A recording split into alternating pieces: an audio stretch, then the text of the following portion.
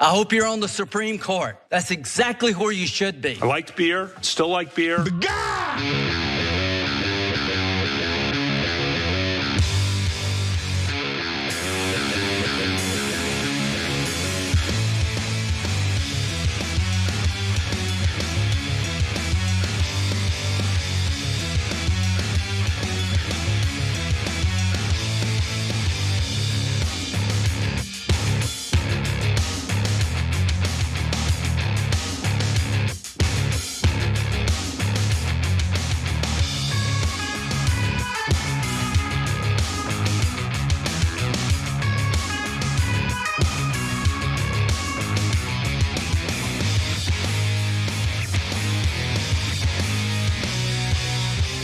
All right, welcome to the Young Turks, Cenk Uygur, and I've got a special guest host for you guys tonight, Marjorie Taylor Greene. Welcome, how are you? I'm great, Cenk. Thanks for having me on tonight. No problem. So we're gonna do the first hour together, and then Yasmin Aliyah Khan is gonna come for the second hour. But boy, do we have a lot of amazing stories for both of us to comment on. So in this hour, we've got Lindsey Graham has passed away. Obviously, we'll talk about that and his replacement. Israel would like to merge our militaries. Is that a good idea? And of course, there's new reports out from Benjamin Netanyahu about that. And Representative Khanna was detained by Israeli settlers in the IDF. Curious to see and hear what Marjorie Taylor Greene has to say about that. So we'll get to all of those stories in a minute, but let's jump right into the news because there's so much to get into. So this, let's start with Lindsey Graham's story. We were receiving American support, military aid. And we've done this through successive presidents. We did it with, the first one was with Clinton, and then it was with Obama, and then with Trump, sort of a 10-year MOU, Memorandum of Understanding, where America gives Israel much valued support. Now, when I did this, when I negotiated this, I said, okay, this is what we need. We don't need any more. He said, yes, you do. I said, Lindsey, we don't need any more. And he would tell me, no, I'm going to go over your head to the Senate because I think you need more on missile defense or whatever, okay? And I think once or twice he got his way. So we're going to talk about the whole record of Lindsey Graham in a minute, but I want to just jump to Marjorie's opinion on this clip right from the get-go. And then I'll tell you the record of how much of a warmonger Lindsey Graham was and what his final mission was. But Representative Greene, what do you make of Lindsey Graham demanding that America give more to Israel, even more than what Netanyahu wanted? Well, as one that knew Lindsey Graham personally, that doesn't shock me or surprise me. However, it disgusts me. As a conservative and as one who focuses on America First policies, the last thing that we want to see happen is Americans' hard-earned tax dollars being directed to a foreign country and a U.S. senator fighting so hard to make sure that more and more American dollars go to Israel. And that's exactly what so many Americans are sick and tired and fed up with. However, I would like to point out Bibi Netanyahu's arrogance as he reminds Americans, and I think that was on Fox News, that how many presidents made sure that there was aid and money and weapons that go to Israel, as he talked about Lindsey Graham, and then he talked about Lindsey Graham going above and beyond. And he's reminding Americans that because that is exactly what he expects. And I think he also says this to push buttons and outrage people because it has outraged people. It's outraged many Americans. The majority of Americans are fed up with it. But I can tell you right now, Lindsey Graham, he was a great politician. He truly was. And he was very good at making sure that Americans' tax dollars were spent. And that's one of the reasons why we are in $40 trillion in debt today, because of lifetime politicians like Lindsey Graham. Yeah, I'm pretty sure you didn't mean great politician as a compliment in that sentence. So okay. No. So we're gonna go to his final mission in a second, but I wanted to show you more of that interaction with Netanyahu so you get a full sense of what we mean. Let's watch. The last conversation I had with him, I said, Lindsey, we've come of age. We have a robust economy. We can take care of our own, financing our own weapons for the defense of Israel and defense of our common interests with America. So I'm going to phase out the support, the military support for Israel over a period of years and bring it down to zero. We can do it. And he went ballistic. He said, no way, you can't do that, because he was so concerned with our security, which he believed was your security, that he actually fought the prime minister of Israel on keeping America's aid or actually increasing it. Okay, so apparently the monstrous amount of money we've given to Israel and the number of wars we've committed on their behalf was not enough for Lindsey Graham. So that brings us to his final mission. He actually found out that, he knew he wasn't feeling well on Saturday, and his staff tried to get him to go to a hospital, but he wouldn't do it because he had to go on Meet the Press on Sunday, he said. So let's try to find out what was it so important, saving the world, making sure we get the peace. What was his final mission here that he pretty much seems to have in some ways sacrificed his life for? Well, as Barak Ravid, as usual, explains at Axios, he was discussing with a person who spoke, well, here, let me quote him first. A person who spoke with Graham shortly afterward said the senator complained that he was feeling unwell. When the person urged him to seek medical attention immediately, Graham said he would do so Sunday morning after his scheduled appearance on NBC's Meet the Press. And why is that? Well, he said, I can't die now. I still need to do the Russian sanctions, get Iran sorted out, and do the Israel-Saudi normalization. So, okay, well, how about those three events? What is that? One is they claim he was trying to get to a peace deal between Russia and Ukraine. I've never seen Lindsey Graham ever be for peace under any circumstances. He was probably lobbying for a lot more war, in that case against Russia. In the case of Iran, it was crystal clear what Lindsey Graham was for. He was going to go on Meet the Press and fight for more war, and all, of course, on behalf of Israel. By the way, if you don't know, the Russia-Ukraine war has a lot of different reasons for it, and some of it is perfectly legitimate in my opinion. But some of it also is driven by Israel wanting to weaken Russia, that they, in their opinion, was helping proxies of Hamas and Hezbollah. And so Israel's also very happy to keep that war in Ukraine going. And then the Saudi normalization with Israel is to cut out the Palestinians, make sure they don't get a state, and have the Arab states betray them in doing a deal with Israel. So, and as they continue to explain on Axios, Graham's plan was to begin an intensive diplomatic push after Israel's October elections and the US midterms, with the goal of reaching a deal before the new Congress was sworn in January. Graham believed that the war with Iran had to be brought under control, especially the ongoing crisis in the Strait of Hormuz. Well, that sounds like he wants it to end. No. He had urged Trump to authorize a short, overwhelming military operation to reopen the strait if diplomacy failed. So, look, I've got more on his legacy, but let me bring you back in, Marjorie. So, we're all supposed to mourn, according to Washington, the passing of Lindsey Graham, and what a beloved senator. And there's all sorts of talk about how he was so nice to Cory Booker and other Democrats, and what a lovely person he was.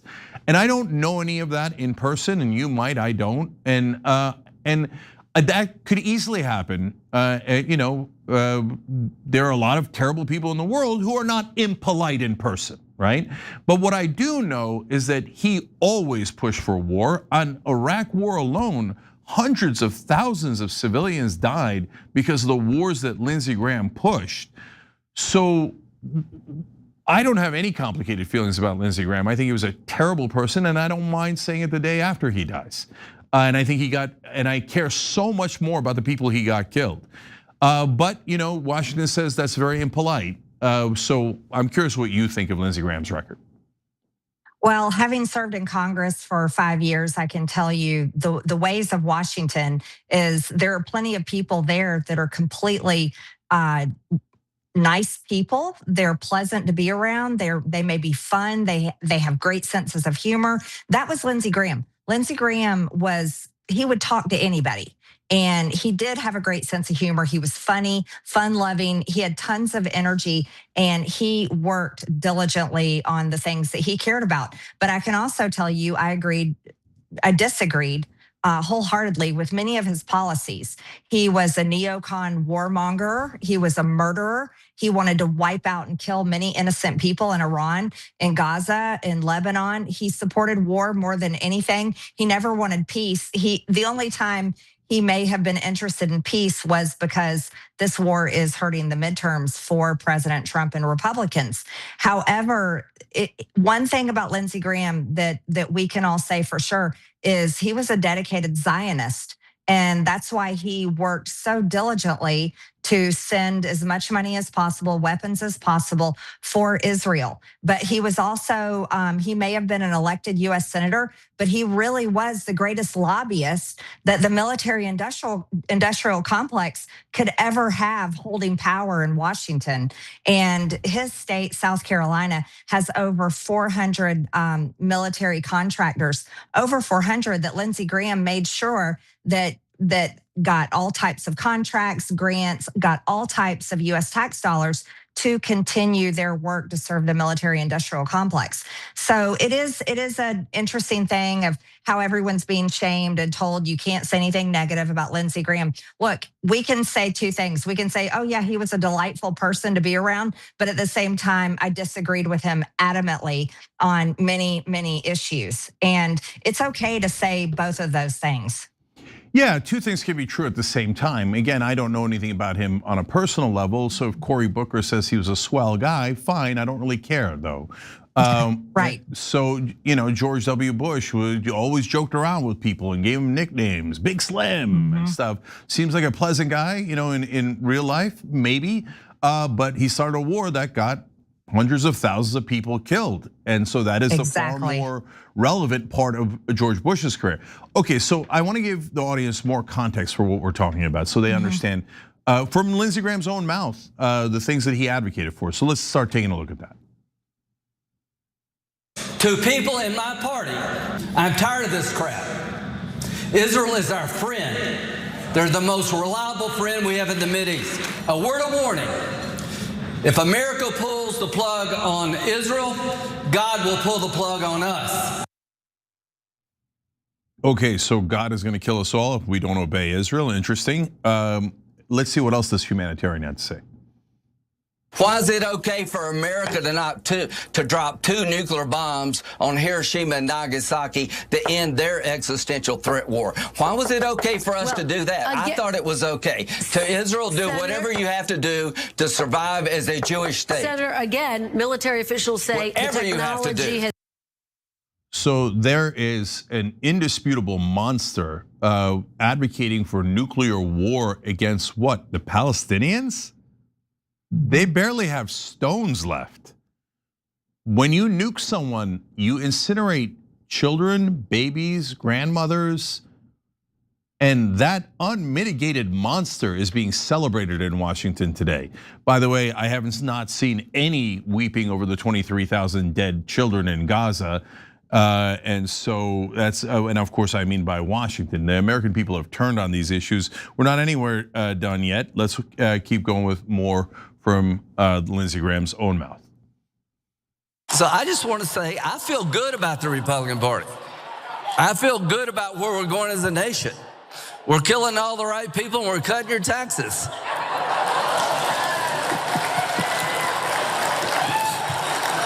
Trump is my favorite president. We've run out of bombs. We didn't run out of bombs in World War II. Killing all the right people. By the way, he's speaking at the Republican Jewish Coalition and they cheer wildly. Who do you think the right people are? Almost all Muslims, except to be fair, also some Christians as well. And wild applause for the warmonger, genocidal maniac, Lindsey Graham. And people ask us to be polite today? Okay, and then if you forgot about the Iraq war, one last one. I believe that Saddam Hussein is giving aid and comfort, training and assistance to al-Qaeda murderers, that he has weapons of mass destruction. He is lying when he says he doesn't, and he will never voluntarily disarm. 500 inspectors, 5,000 inspectors are not going to make him disarm. He is a danger to our country and the world. Of course, we found out who was lying, and it was Lindsey Graham. He was lying about the Iraq war. He's lying about the Iran, or he was lying about the Iran war now. My co-host Anna Kasparian wrote on X, "Good riddance," and people were outraged, Marjorie, absolutely outraged. I didn't see any outrage for the dead children in Gaza. I didn't see any outrage for the hundreds of thousands slaughtered in Iraq, let alone the thousands slaughtered in Iran and Lebanon and Gaza and all the wars that Lindsey Graham was in favor of. And I didn't see nearly as much mourning for the American soldiers and service members who died in Iraq and now Iran. So what do you make of his entire legacy? And then I have one more question for you after that. Well, I wholeheartedly agree with Anna. And so just to be clear, the Lindsey Graham warmongering and blatant murder is really, you can call him a murderer, and other politicians like him, they're murderers because they demand it. They demand war.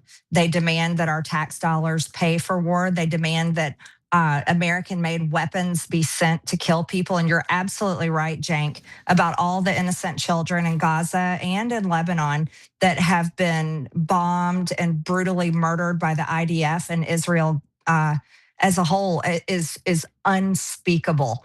And I will tell you that it's that wing of the Republican Party that so many of us voted to destroy. We wanted to end it. And we thought we were going to do that with President Trump. And boy, have we been wrong.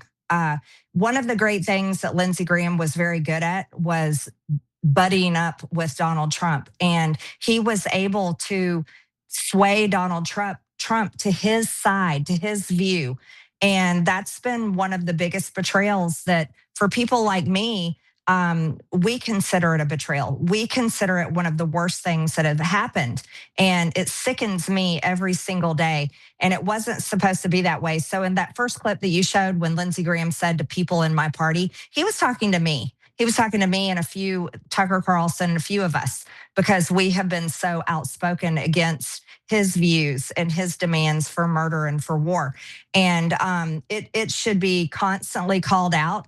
It's not wrong to call it out after someone's death. As a matter of fact, it's very important to talk about it, because Lindsey Graham has been elected in Congress since 1993 and became a senator in 2003. So his views and his warmongering and his demand for murder around the world, and which also led to murder and deaths and PT, all sort of horrific trauma for our American troops. He's responsible for that. And the future of this country is something that we should all take hold of and say, enough. We have had it with this. We want no more of it. But I can tell you right now, there is no end in sight as Donald Trump continues this war. And he wrote a letter tonight and put it out today, ending the MOU, ending the memorandum of understanding, ending the ceasefire, and going straight back into full-scale war with Iran. Yeah, we're going to talk about that later in the show. That is an epic disaster headed in our direction, and brought to you by people like Lindsey Graham, who always loved disaster as long as it led to profits for his donors, which leads me to my last question on this topic. So, Representative Greene, we're told by journalists and reporters in DC that no, the money barely affects the people in Congress. Yes, the donors that give millions of dollars might have slight influence and they might get their calls returned, but really it's no big deal to the politicians in DC. And so in the case of Lindsey Graham, he was funded by the military industrial complex, the defense contractors, and by Israel. So, it was always hard to tell who he cared more about, the defense contractors that always wanted war, or Israel who always wanted war. So I'm curious about your take on who he really served there. And I get that it's both, but I'm curious. I sometimes got the sense that he served, in his case, the defense contractors even more than Israel. And every politician in my, almost every politician in my experience has some sort of top donor that they work for, that they have like these little niches, right? So who's right? Is it most of the reporters in DC who say, no, this is a lovely gentleman, slightly influenced by his donors, or did he work basically lock, stock, and barrel for especially those two particular donors, the defense contractors in Israel? Pretty much every politician in Washington, no matter which party they're in, serve their donors. They serve the people that fund their elections. No candidate, no politician can get reelected without funding their campaign. It's a necessary part of a very nasty business, and there needs to be big changes there. And so, of course, he served his donors. 100%. He served the military-industrial complex, but he served the Israel lobby. Perhaps even bigger. But I would say Lindsey Graham as a whole, you could look at him and his policies, his votes, the things he pushed for. He served the American war economy. And Cenk, this is something that can never be overlooked and needs to be talked about more and more, because the American war economy is the business in Washington, D.C. And this is the business that they have been in for a very long time. It started after World War II. It started in those world wars, and it continued. And this is the business model that props up politicians, props up Lindsey Graham. And make no mistake, they are going to do everything they can to make sure they put someone in place, not just his sister that Governor McMaster's appointed today, but whoever is anointed next to win that August 11th special election that will go on to the November election. They're going to make sure that person is dedicated to the very same path and footsteps that Lindsey Graham was on. This will be someone that is compliant. They will dress them up and try to make them as MAGA as possible and Trump approved for all the Fox News viewers and the boomers that are glued to Fox News all day long to vote in that election. But they will make sure that whoever replaces Lindsey Graham is 100% dedicated to the American war economy. And it's the American war economy that we have to defeat, Cenk. That is one of the biggest things that I don't care how you vote, left, right, middle, in between, or you're sick of voting. That is the number one problem that we have to rip by the root out of both parties and out of Washington, D.C. I couldn't agree more. It's money in politics that's driving all of these problems, not just in regards to foreign policy and war, but in almost every problem we have in this country. If we don't get rid of the corruption, we will have endless wars and our country representing foreign governments and corporations to no end. As to who's going to replace Lindsey Graham, we're going to talk about that next. So stay right here. And if you want to hear our interaction with the viewers and the members, become a member through tyt.com/join or hit the join button below on YouTube. We'll come right back and talk about who we think should replace him and who's actually going to replace him.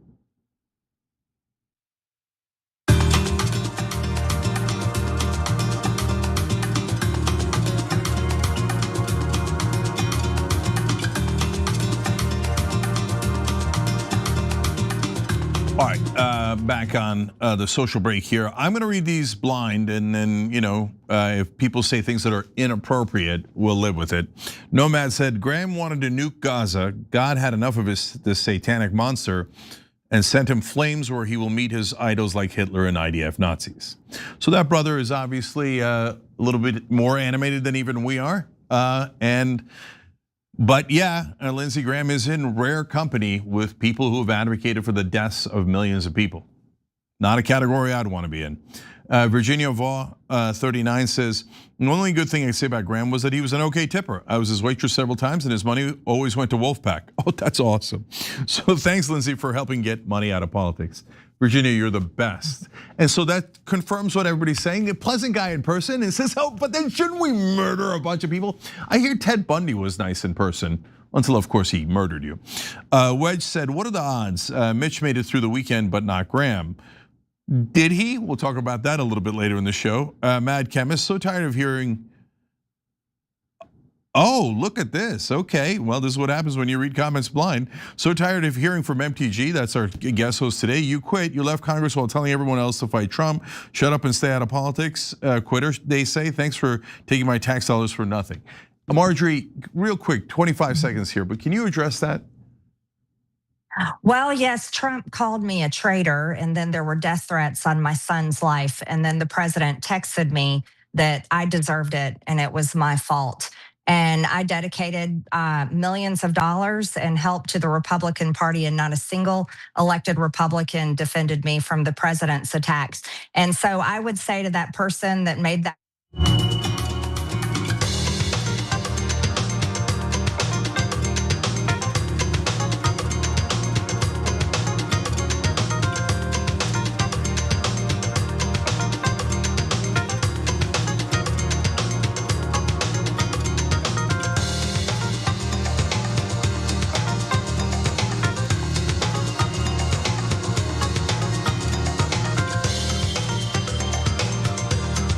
All right, back on Young Turks. Cenk Uygur, Marjorie Taylor Greene co-hosting with me today. I want to let her finish her thought from the interaction we were having in a second. Let me just quickly say this: Millhouse 513 and Weed Eater, thank you for joining through YouTube. And Jube Dula 4, RB Scraps, Tim D01, Accidental Pundit, Mr. Bunny Pants, that's hilarious, and All Debs Love. Thank you guys for joining through tyt.com/join. That helps the show a lot. We have lost all institutional help, and we need you guys more than ever. If you think that radical Zionists aren't in the business of trying to cut off the money and attacking a show that doesn't support Israel, then you obviously don't know what's happening in this country. Okay, before we go to the Lindsey Graham's replacement, Marjorie, during the commercial breaks, we interact with the members if they're on the member stream. And another benefit of membership, but somebody had addressed you quitting and they were mad that you quit Congress. You explained why Trump attacking you and other Republicans backing you up. And then you were gonna say one last thing and I wanted to give you a chance to say it. Well, one last thing is I co-sponsored the term limit bill every single Congress. And I never went to Washington to be another Lindsey Graham or Mitch McConnell. And the term limit bill says that 3 terms is the limit. And so that was something that was important to me. But death threats on my children and my own life, and serving in an institution and for a party that is not serious about actually delivering the campaign promises they made to their voters is not something I'm going to dedicate my life to.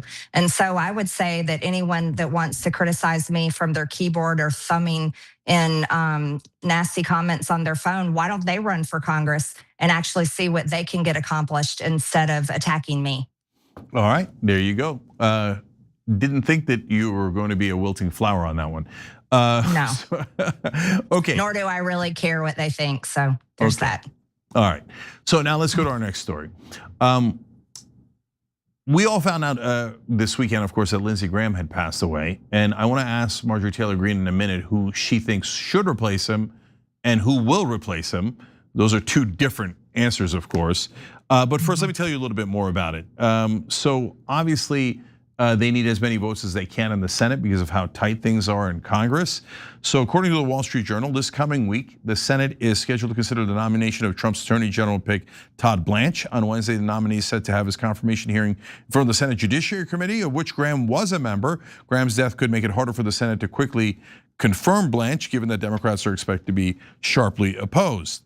And the majority was 52-47, but Mitch McConnell is indisposed right now in a hospital somewhere, we are told, and obviously Lindsey Graham has passed, so they need to fill this replacement right away, and they have. We'll tell you who that is, but remember, there's the temporary replacement, and then there's the person who would replace him on the ballot because he was running for re-election in this cycle. So those are 2 different issues, and we'll give you both of those in a second. But the Wall Street Journal continues. The process to replace Graham is straightforward. Governor Henry McMaster, a Republican, can appoint a temporary replacement immediately to serve out the rest of Graham's term, and later in the day he did, which ends in January. Once someone fills the position, Republicans will be back to a 53-47 majority, though Senator Mitch McConnell remains unavailable. Then the state would hold a redo of the Republican primary to select a new nominee to take Graham's place on the ballot. Given the state's deep red lean, they say, the winner of the special primary is expected to be the favorite to keep the seat in the Republican hands in November's election for the next 6-year term. And so we've had a lot of different names that are already in the press. Let me run those by you. Lieutenant Governor Pamela Yvette, who Trump backed earlier. not for this seat, but for the earlier run, Representative Ralph Norman, Representative Russell Fry, former Representative Trey Gowdy, former South Carolina Attorney General Alan Wilson, former Senate candidate Mark Lynch, current Secretary of Treasury for the United States Scott Bessent, former Governor and UN Ambassador Nikki Haley, and former Representative Nancy Mace. And that one is very controversial. She tweeted about how just when I thought I was out, they pulled me back in. Mike Lawler, who is a rabid Zionist in Congress, was outraged, I say. And he said, literally no one is pulling you back in. This post is grotesque. Taking glee over the potential of becoming a senator because of a vacancy created by the sudden death of your colleague is vile, completely unfit to serve. I happen to think that that's not why they're mad at Nancy Mace, and I have different reasons that I wouldn't want Nancy Mace in office. But again, we'll talk her through in a second with Marjorie Taylor Greene, was a little bit different note. But I got to tell you who they did pick to do the interim Senate position. And President Donald Trump on Monday, as the Washington Post reports, recommended that Darlene Graham Nordone serve out the term of her late brother, Senator Lindsey Graham. And she was part of his kitchen cabinet, and that might have been quite literal in their family kitchen.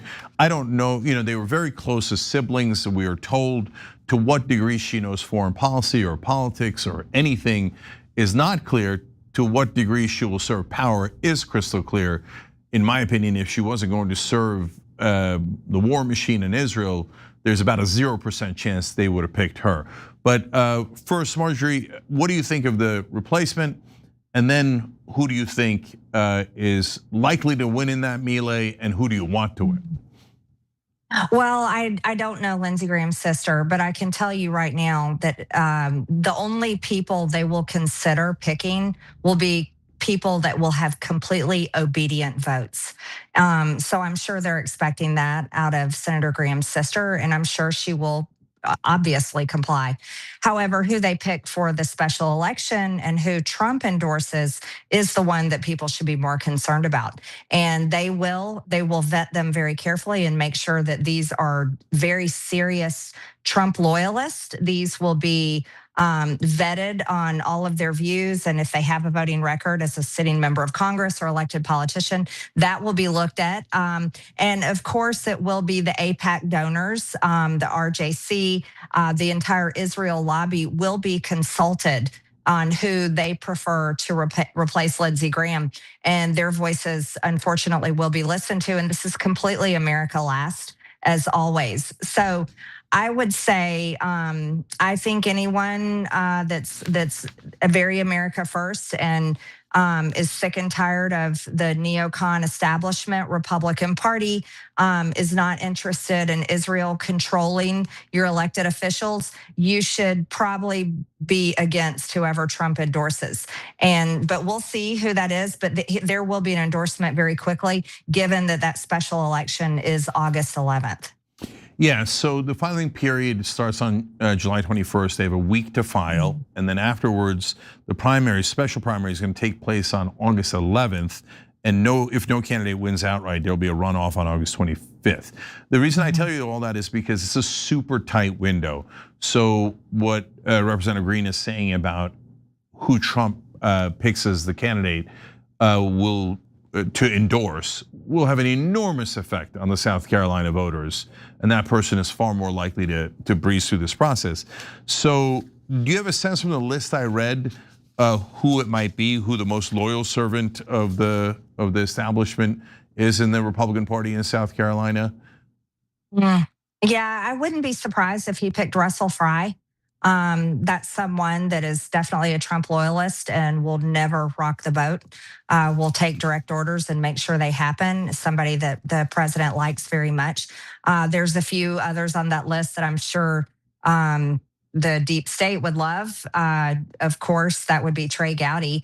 That's a Fox News correspondent or host that's also a former congressman serving, I believe, on the Judiciary Committee while he was in Congress. That would be someone that I wouldn't be surprised if it is being highly considered. I highly doubt they will pick Nancy Mace. She would have to make some really tough deals if they did pick her. But I see that as a complete long shot. Yeah. So, look, I have objections to Nancy Mace for a lot of her positions that you might agree with her on. I don't know, and she's a little bit wild in how she conducts herself. That weird pajama run in the to driving to DC on some boat, just strange in a lot of ways. But my objections are not the same as the establishment's objections. Their number one objection was that she voted to release the Epstein files. So she became persona non grata there, while everyone pretends that it's not connected to Israel and that Israel doesn't control Washington. The minute anybody voted for that, they instantly, as you know better than anyone else, became toxic in Washington. So there's no chance that they will support her. But is there any chance you think that she could win despite the lack of support from Trump or Washington? I think that would be a tough hill for her to climb. She came in 5th place in the governor's primary race in South Carolina. So I think that would be a long shot for her. So, I think that's pretty tough. Yeah. All right, well, we'll find out. But for now, it's his sister who will now probably very, very, very likely start voting for wars, voting for Israel, voting for any other thing that the donor class wants. So the chance of someone that is going to represent you in the South Carolina in the next Senate seat doesn't seem overly high. Okay, let's keep going because now we got a super important story about an American congressman detained in Israel. So let's go to that. Sir, why did you not coordinate with Israel on this, knowing they're staunch allies of the United States, knowing the recent history of the October 7th massacre? And most importantly, why did you decline to meet with Jewish survivors of the Hamas terror attacks on October 7th? The ambassador is lying. We did inform. Sir, at a certain point, if everybody is lying, but just, sir, you have now said the ambassador is lying, the IDF is lying, the U.S. Embassy is lying. At a certain point, the U.S. Embassy I praised. I praised the U.S. Embassy. The ambassador is blatantly lying. Representative Khanna was detained by Israeli settlers first with American-made weapons, and then he was detained by the IDF, and the road was blocked. And we've got a lot more to this story, including the reactions, some of which you just saw there with Fox News. Of course, everybody who works there works for Israel. So the way they viciously attacked Khanna was borderline hilarious because of how obvious they made it that they work for Israel. We'll come back to that as well. But before we do any of that, first, I wanted to get your reaction, Marjorie, to the detention itself. So a U.S. congressman, and he said that they were laughing and saying that who cares that you told the American embassy? Basically, the settlers and the IDF were intimating that America has no power over us. We can do anything we want to a U.S. congressman, and there won't be any consequences. Yeah, and the tragic thing is they're pretty much right. I mean, it was outrageous. I cannot believe they did that to a United States congressman. He should have never been treated that way. Our so-called greatest ally should never hold and detain one of our elected officials that serve in Washington, D.C. And I watched a lot of paid MAGA influencers attack Khanna, and they were saying he had no right to be there. That's not the California district that he represents. Those aren't his voters. And they were attacking him for all kinds of things. But here's the reality. The people in Khanna's district, their tax dollars go to Israel. And the people in Khanna's district are sick and tired of the genocide and sick and tired of America putting Israel's interest over their district, over every district in the entire country. And so good for Khanna for actually going there, because this is one of the top issues, and the establishment media and the establishment Washington, D.C. press and the government itself doesn't want that to be the case. But the reality is, you go talk to regular Americans on the street, pretty much in any district, in any city, in any state across this country, and they're fed up with it, Cenk. They're sick of it. And that is all kinds of voters. It's not just the left. It is the right as well. However, it's Washington that is trying to change the narrative, and they wanted to make Khanna be the bad guy in that case. And I don't think he was the bad guy in that case. No, so he's trying to find out how we're spending our money. and he found out we're spending it by giving it to a bunch of terrorists who mock us openly. Yep. And they use the weapons that we bought for them to detain not just a US congressman, as we'll show you later, they also attacked a CNN crew in a completely different instance, and four other Americans who were with Khanna. And by the way, some of them were Jewish Americans, and Israel doesn't care about that at all. They don't care about religion. They're all nationalist zealots. And so first, let me just show you what happened to Khanna in the West Bank. Let's watch. As a congressman, I never expected to be the target of settler violence.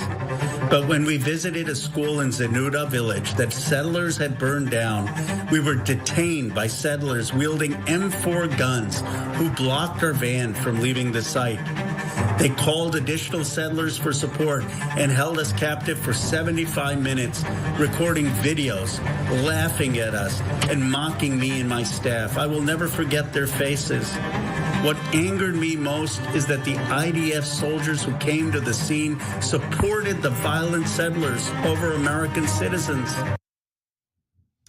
Yeah, unfortunately, we've heard that story from a lot of Palestinian Americans, but our media doesn't care. Our media 100% supports Israel. And in that Fox News interview we showed you in the beginning, if you watch the whole thing, it was an amazing sight to behold as the anchor kept saying, why would we believe you? The Israelis have said the opposite. So we believe the Israeli government more than our own Congress people? And so let's share that with you guys. And here's Ambassador Leiter and what he had to say about this. We reached out to him when we heard he was going to Israel, the Israeli embassy here in Washington. Mm-hmm. As all congressmen do, they coordinate their trip with the Israeli government. We suggested he visit with survivors of the October 7th massacre, that he visit the borders so he understands the issues that we have on our borders, and so on. He ignored that, and he decided to coordinate his trip not with Israel, but with Palestinian activists and with J Street, which is a anti-government, anti-Israeli government advocacy group here in Washington. So, he coordinated. It's a Jewish lobby group. Well, it's that is supportive of a different path for Israel. Yeah. I play tennis once a year. That doesn't make me a tennis player. Congressman Khanna has made no secret about his antipathy towards the government of Israel as well. So perhaps if he would have coordinated the trip and then, to have this incident on Wednesday and wait to release it on Saturday, maybe this had more something to do with his support of Graham Plattner beforehand and the difficulties he had with that and trying to shift the focus to something else. Perhaps I'm asking a question. Instead of apologizing for what they did to a US congressman, he does a political attack against him and mentions Graham Plattner. He says, why did he release it a couple of days later? Because he was still stuck in Israel, a terrorist fascist state where they threaten him with guns. If he releases that when he's still inside Israel, God knows what they do to him. And he knows that. Did he tell Israel that he was coming? Absolutely. He told the Israelis, he told the US embassy. That's what the Israeli ambassador is lying about. Did he meet with survivors? Yes, on earlier trips with Israel. But the only thing he didn't do here is Israel demands that you sign up for a propaganda trip where they block you from seeing the horrors that they have done in Gaza and the West Bank. And he coordinated and told him he was coming, but he didn't want to go on the propaganda trip. He wanted to see what's actually happening in the West Bank. They're like, how dare you get back on the propaganda line, okay? Well, he didn't, and that's why Israel's now attacking him. And J Street is a Jewish American lobbying group lobbying on behalf of Israel, but a better version of Israel. And even that's not enough because you have to be a Likudnik, you have to be a radical lunatic Zionist in order to satisfy Israel. But that's not all. Before I go back to Marjorie Taylor Greene, I'm gonna show you one more just to give you a sense of how much all of the establishment said. Now, as Lindsey Graham passed, they're like, oh, beloved US Senator, we all love US politicians. Oh, a US politician got humiliated by the Israelis and held at gunpoint. Shut up, American politician, you're irrelevant. Only Israel's relevant. So now here comes Kathy Manning, a former congresswoman who now serves as I love this portion of the AIPAC umbrella groups. She serves as the chair of the Democratic Majority for Israel And then when you challenge them on it, they're like, no, how dare you say we're working for Israel? It's in your name. It's in your title of your group. Okay, listen to this person. I was concerned about the incident Congressman Khanna had in the West Bank. I'm relieved that he and everyone traveling with him are safe. I have said many times that settler violence is unacceptable. It's wrong, it must be prosecuted, and it undermines Israel's security and the prospects for peace. At the same time, Congressman Khanna's trip had all the hallmarks of a political stunt rather than a genuine effort to understand this complex conflict. If your goal is to learn, you don't seek out only one perspective. It is extremely disappointing that Congressman Khanna didn't take the time on this trip to meet with Israelis living along the northern border who have endured relentless attacks from Hezbollah. Nor did he meet with the victims and families whose lives were forever changed by Hamas's October 7th terrorist attacks. Those voices also matter, and any sincere effort to understand this conflict should include them. Okay, so it's important for you to understand that she's lying, and she's lying on purpose. And they put out like this pleasant-looking woman. Oh yeah, well the settlers are a little problematic, but he wouldn't meet with the hostage. No, that's a total and utter lie.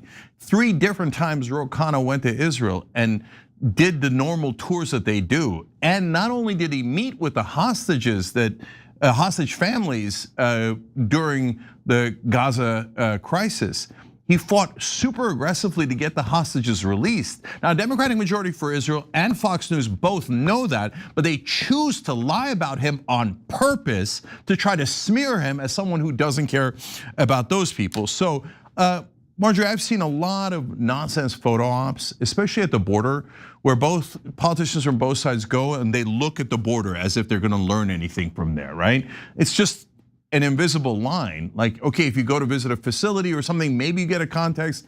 So I'm not saying that there aren't nonsense photo ops in politics. There are a ton, right?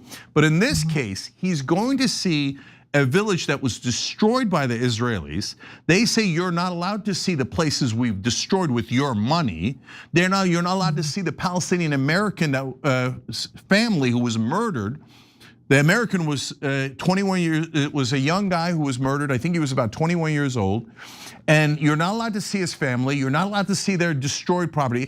I don't know anything that was less of a photo op and an actual fact gathering mission, and a fact gathering mission that no other American politician is allowed on by the thugs and terrorists that we finance in Israel. So what's your take on this? Is twofold here. Number one, photo op or as relevant as trip as you could have in foreign policy.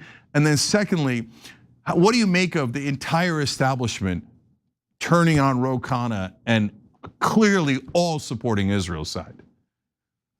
Not surprised by that at all. And of course they're going to do that. They have to continue that storyline, because when the truth comes out, and the truth is there's tens of thousands of dead children and babies and women and elderly people that have been horrifically bombed and murdered and shot and blown apart and buried in buildings that have been destroyed. And when that truth comes out, they are going to have a very serious problem on their hands. So of course they're going to continue to attack Khanna. They'll attack any person that goes over there to try to expose the truth, because look at what they did to all these journalists, Cenk.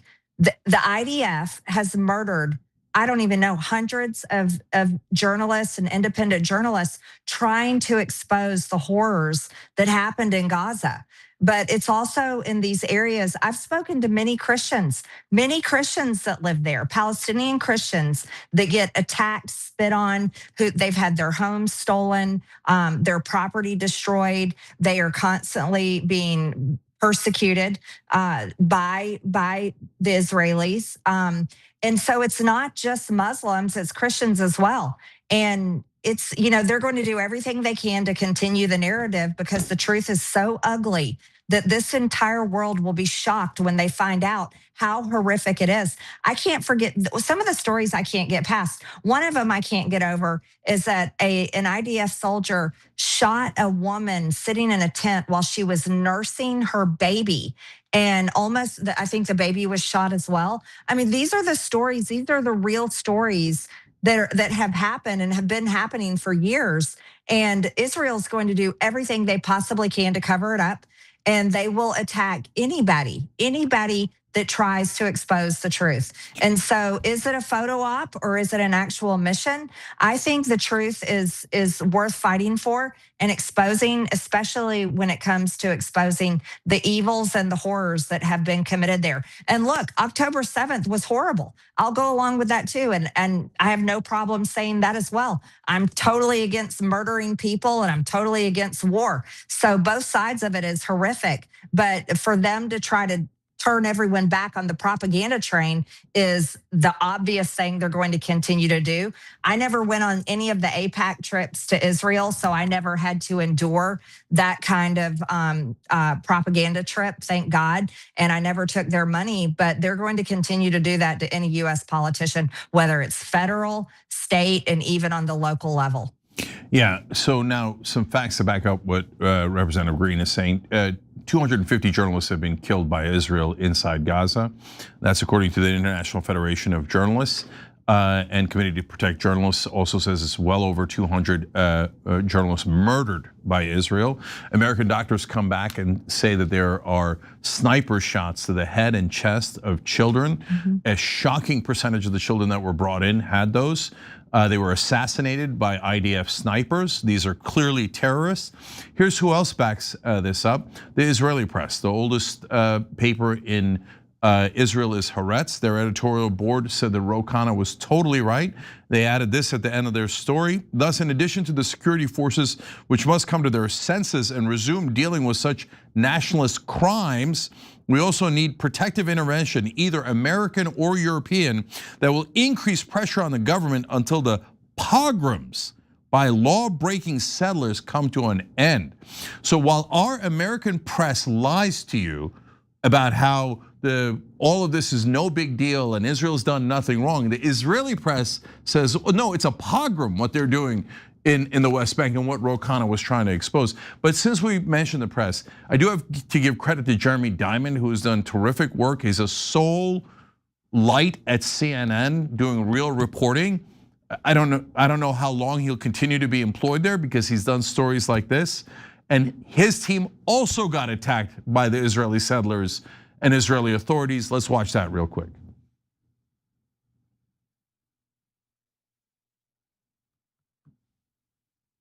Kamel Muslit hasn't been able to reach this land in over a year.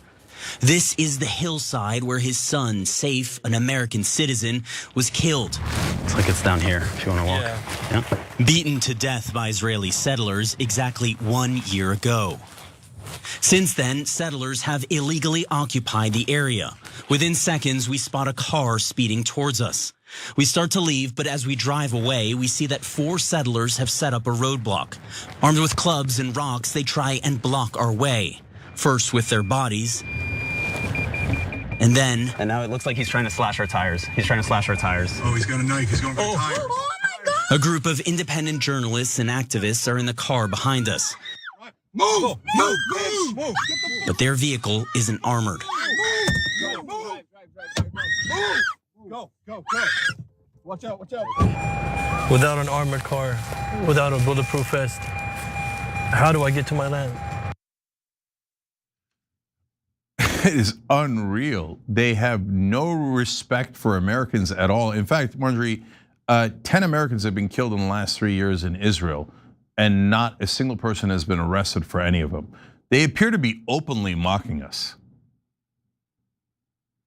Yeah, I mean, they definitely are. They're emboldened and they're brazen and no one stops them. And even our own U.S. Ambassador, Mike Huckabee, basically defends and apologizes and sticks up for Israel relentlessly and shames anyone that says anything negative.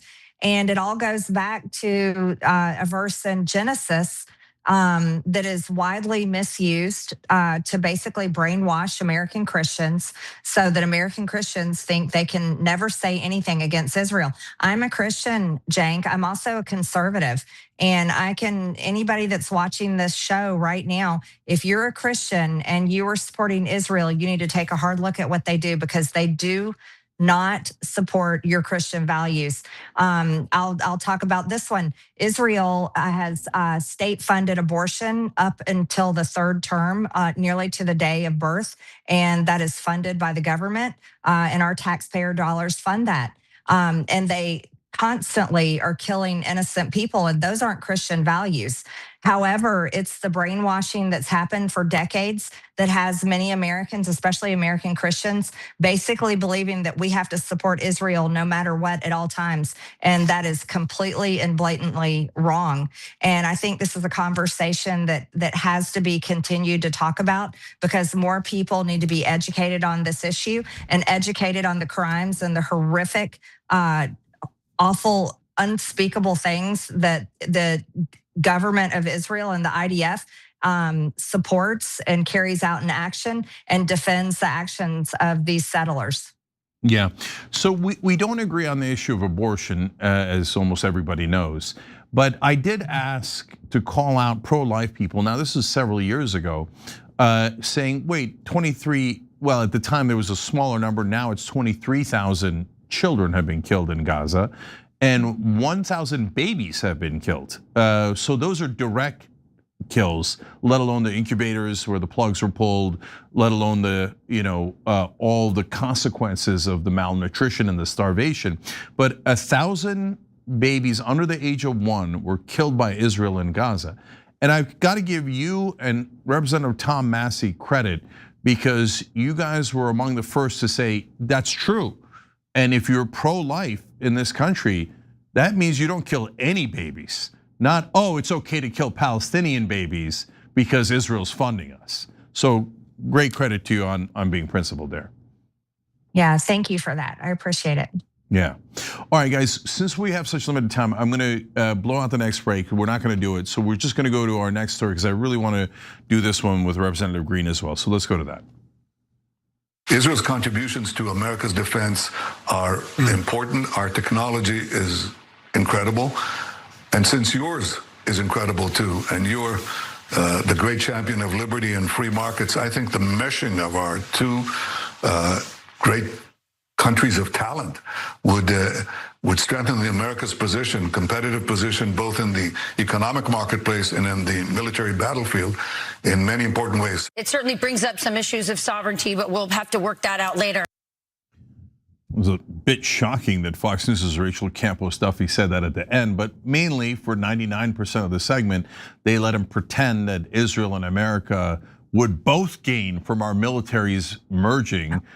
So I'm very curious about your take on that in a second. But I want to show the audience a little bit more from what Netanyahu said, and then get Marjorie Taylor Greene's reaction to it. So let's watch this. Prime Minister, will that drawing down of foreign aid from the United States to Israel be compensated by the proposal to have a merging of some sort between our Pentagon and your military? Yeah, I'm calling it from aid to partnership. So we take away the money that is given to Israel, which is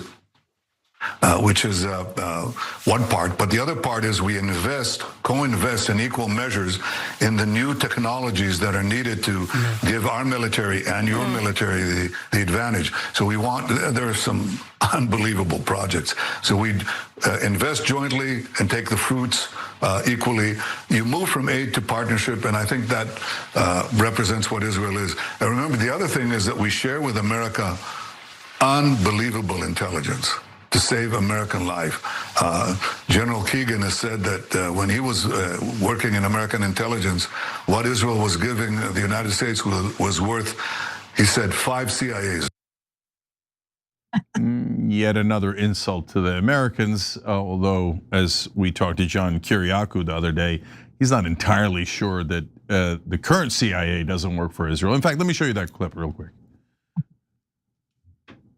When I first joined the CIA, We did not like the Israelis at all.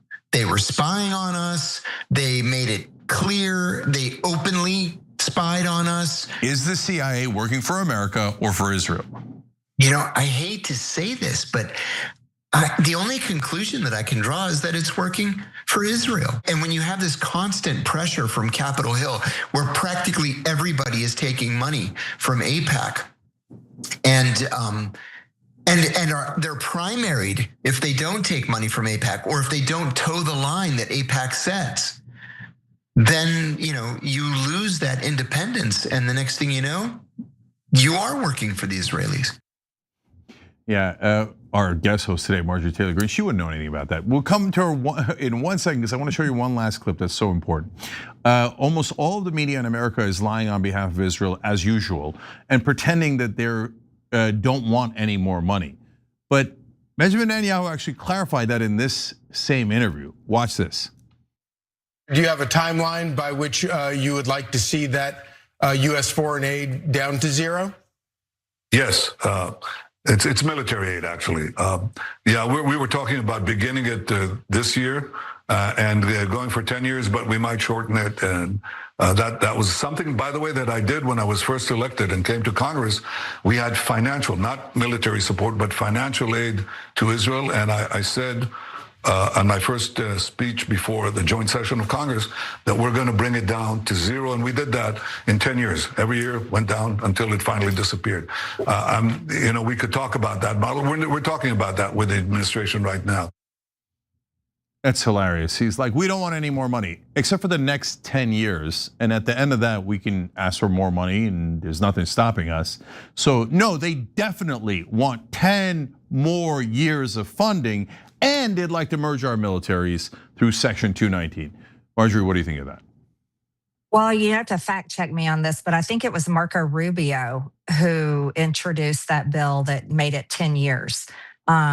If my recollection is correct, I think it was Marco Rubio that got that put into place in the first place when he was a senator. I think it's outrageous. Let me tell you, this is the most dangerous thing that our current Congress and leadership is doing to this country. It is literally, once it's done, it's permanent and it will be completely invisible to the American people, at least right now. And I never voted for it. I was always against it. The $3.8 billion that goes to Israel every single year is something that you, the American people, can see and you can know about. But once this fusion happens between our military intelligence and the Israeli intelligence, and they're sharing all types of government contracts, building weapons, and they're sharing all of this together, this will be something that you cannot see. This will be something that will be completely invisible to you, and it will cost a great deal more amount of money than $3.8 billion. This is what you should be screaming from the rooftops over and calling in every single day. But let me tell you something, they are going to push this through, and that's the terrifying part. And here, I'll give you something. Democrats, if you put as much pressure as possible on your Democrat representatives and your Democrat senators, there's a chance that you could possibly get it to stop. But the Republicans are committed to getting it done. And that's what they're going to do, because this is what Trump wants. This is what the White House wants. Don't forget the chief of staff is a former lobbyist for Israel and many defense companies. This is exactly what Netanyahu wants, and this is the deal of a lifetime. So you talk about the art of the deal, it's getting done in this one. And just before I came on your show tonight, Cenk, I looked it up. I looked on the Rules Committee, and I did not see the NDAA scheduled this week on rules. That is something that could change. Oftentimes, just because you don't see it on Monday doesn't mean that it gets added to the schedule. Thomas Massey has an amendment to remove Section 219 from the NDAA. 219 is a section that passes this insane measure, absolutely insane. And it would be great if everyone can support it. However, I would be shocked. I would be shocked if his amendment makes it to the floor for a vote, because Speaker Johnson, one of the biggest Zionists in Washington, will do everything he can from stopping this and allowing this merger to take place. But when it comes to talking about Israeli intelligence, a lot of that is lies. That's lies that gets told to people like President Trump. It gets told to many members of Congress so that they end up supporting something that they should never be supporting in the first place. That's what Israeli intelligence does. And I can tell you most of the security briefings that I ever attended, classified briefings as a member of Congress, the stuff that they would tell us in there was so ridiculous. It was either straight up propaganda to get us to vote a certain way, or it was garbage that was already out in the New York Times and in the mainstream media. And they were telling it to us and trying to make members of Congress feel all special because they were getting a classified security briefing. So the games are absolutely shocking. And I can tell you for a fact that most of your representatives and senators are just not even intelligent enough or informed enough to see through the bullshit that they are fed every single day, especially when it comes to Israeli intelligence. Well, there was one thing that Netanyahu was telling the truth about in that clip. He said, we give you unbelievable intelligence. That's true. It's not believable at all. Okay. And fair point, Jay. Yeah. I mean, and even the New York Times covered it in the beginning of this war, the Iran war. They came in and said, oh, Iran will never be able to close the Strait of Hormuz. And you'll be able to do a regime change really quickly. That's the invaluable intelligence they give us. And look, honestly, unless they're in on it, everyone in American media and in American politics, or almost everyone, is really the dimmest bulbs there is in the country. Any foreign government, of course, is going to give you intelligence for their own benefit. They're not gonna be like, oh, you know what, this one doesn't help us at all. It's kind of counter to our interests, but here's some intelligence. No, they give you intelligence for their own benefit. Like, you'd really have to be single digits in IQ not to know that. And so now when they merge our militaries, they get about a $1 to $1.5 trillion of free money from us in all the money we spend on technology, data, our military, et cetera. And to back up what Representative Greene was saying, Marco Rubio did introduce the last 10-year memorandum of understanding. If you don't know, Larry Ellison, in an email that Dropsite News obtained, told the Israeli ambassador to the UN, I'll vet Marco Rubio for Israel. And then he did, and he came back and he said, I gave him $5 million into his super PAC, and he is going to basically work for Israel now. And so he did in Congress. He works for them in the administration. And by the way, his co-sponsor on that bill was Chris Coons, Joe Biden's top ally in the Senate. Joe Biden's top donor lifetime, also Israel. Has Israel given money to Chris Coons on the Democratic side? Of course. They've given to 94% of Congress. And that Massey amendment that Representative Greene just referred to is the Massey-Khanna amendment. So who are they attacking right now in the press? Khanna. Who did the Israeli lobby spend $16 million defeating? Tom Massey. So this is super obvious to anyone paying attention. But all of our press and all of our politicians go, no, I can't see it. I can't see the obvious corruption. And so last one here, Marjorie. How devastating is it if we do this merger? How hard will it be to reverse it? Well, it's catastrophic. It'll be basically irreversible. Look how hard it is for Americans to defeat an incumbent in a primary on both sides of the aisle. You can hardly ever defeat an incumbent. It's very, very difficult. Can you imagine how hard it would be to get people elected that would undo that? That would take decades. Absolutely take decades if it could ever happen. Once Congress sets something in motion, they never undo it, Jank, ever. You can look at every single government program. There's many bills that were passed that never have sunset clauses. They don't end anything. Once it sets in motion, it's the most dangerous thing that could happen for the United States because the American military, our United States military, all of a sudden becomes the tool for Israel. And that's exactly what they want. This is why Netanyahu calls President Trump constantly, why he's visited the United States so many times, why AIPAC and all of the Israeli lobby woos our elected officials and does everything they can do to bring them into that propaganda train because they want more than anything to control the United States military. Well, guess what? They're about to get it. And it'll be something that's completely invisible to you all. No one will know what's happening. You don't know what happens and what is shared in these closed door meetings. You don't know what type of intelligence is shared between countries. This is something you rarely find out about. You can know about $3.8 billion that shouldn't be sent to them anyways. That's one thing you can see. But once this happens, you won't know anything. But you will see Israel use our military and abuse our military into, I would imagine, all types of horrors. Unfortunately, that sounds exactly right. All right, Marjorie Taylor Greene, thank you so much for joining us on the Young Turks today. Really appreciate it. And thank you. Thanks for having me. Yeah, no problem. And look, I know some on both sides are opposed to us talking together and us working together on ending the war and ending our so-called alliance with Israel and all of our endless funding of Israel. But I love that the right and the left are getting together on behalf of America. I think it's actually one of the most positive developments I have had in our lifetimes. So thank you for being a part of it. I totally agree. Thank you, Cenk. The only people against us talking together are the Zionists. Have you ever noticed that? It's the bots in the comments and the Zionists. They want to keep us divided because the left and right comes together on this issue. We will defeat them and we'll take our country back. I'm looking forward to it. All right, thank you. All right, when we come back, the Iran war is back on, and this time for real. And here we go. And it seems like nobody in Washington really understands what's going to happen next. We'll talk about that. And is Mitch McConnell dead or alive? People are still debating it for good reason. We'll be right back.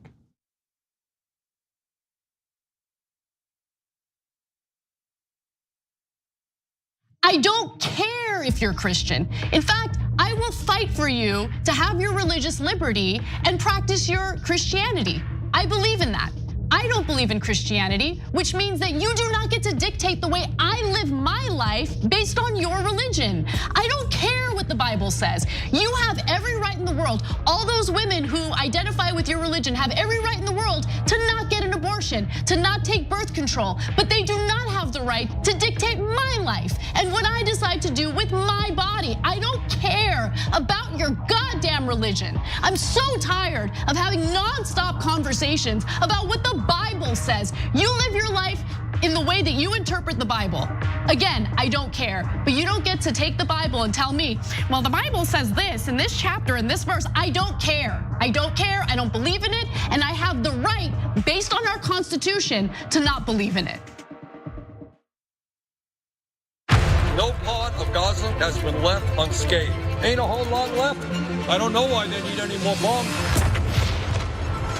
Let us be clear. The United States provided $18 billion in military aid to Israel. Netanyahu, indiscriminate bombardment, have killed more than 50,000 civilians, 60% of whom are women, children, paramedics, and journalists. All of this is against basic human decency. You don't starve children with absolutely no humanitarian aid getting into Gaza. It is a war crime. It is illegal for the United States government to provide Israel with more offensive weapons. History will not forgive us.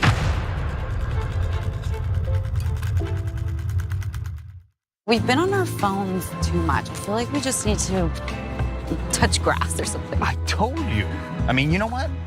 Let's actually do it. Let's touch the grass. Whoa. Andrew Yang? It's not racist, right? It's him. Yes, it is I, Andrew Yang, out here giving money away as usual. Wait, but literally? Do you use a phone? Noble Mobile will cut your wireless bill in half every month, and you get paid even more if you log off, look up, and touch grass. Oh, I actually have some grass if you... I don't think that's the kind of grass. Not that kind of grass, unfortunately. Whoa, wait, what the... Whoa. I guess that kind of grass works too. All grass works. All grass and we get cash? Wait, did you see that, babe?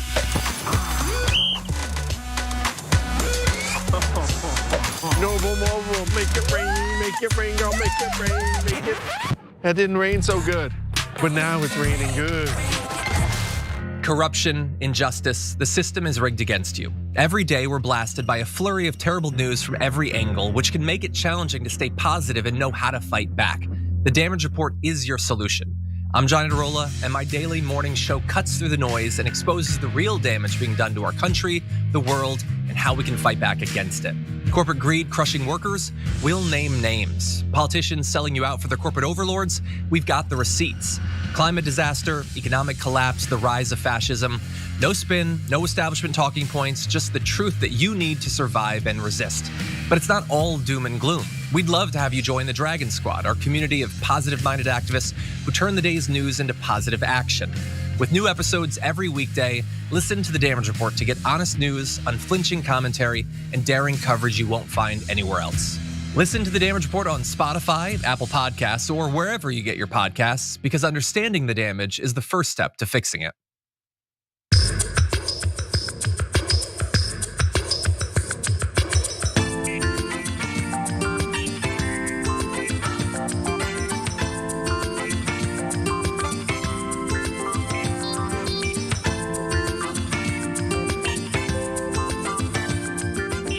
Back on TYT, Cenk Uygur, Yasmin Aliyah Khan with you guys. Yaz is also on Rebel HQ. Make sure you're checking that out on YouTube and everywhere else. So we have Rebel HQ.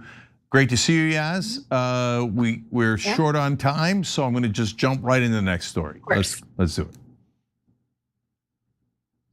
it. So what you're looking at there is U.S. Central Command confirmed the use of unmanned surface vessels or sea drones against Iranian targets for the first time since the war with Iran began, striking a submarine and a ship maintenance facility as the US tries to take control of the strait one more time.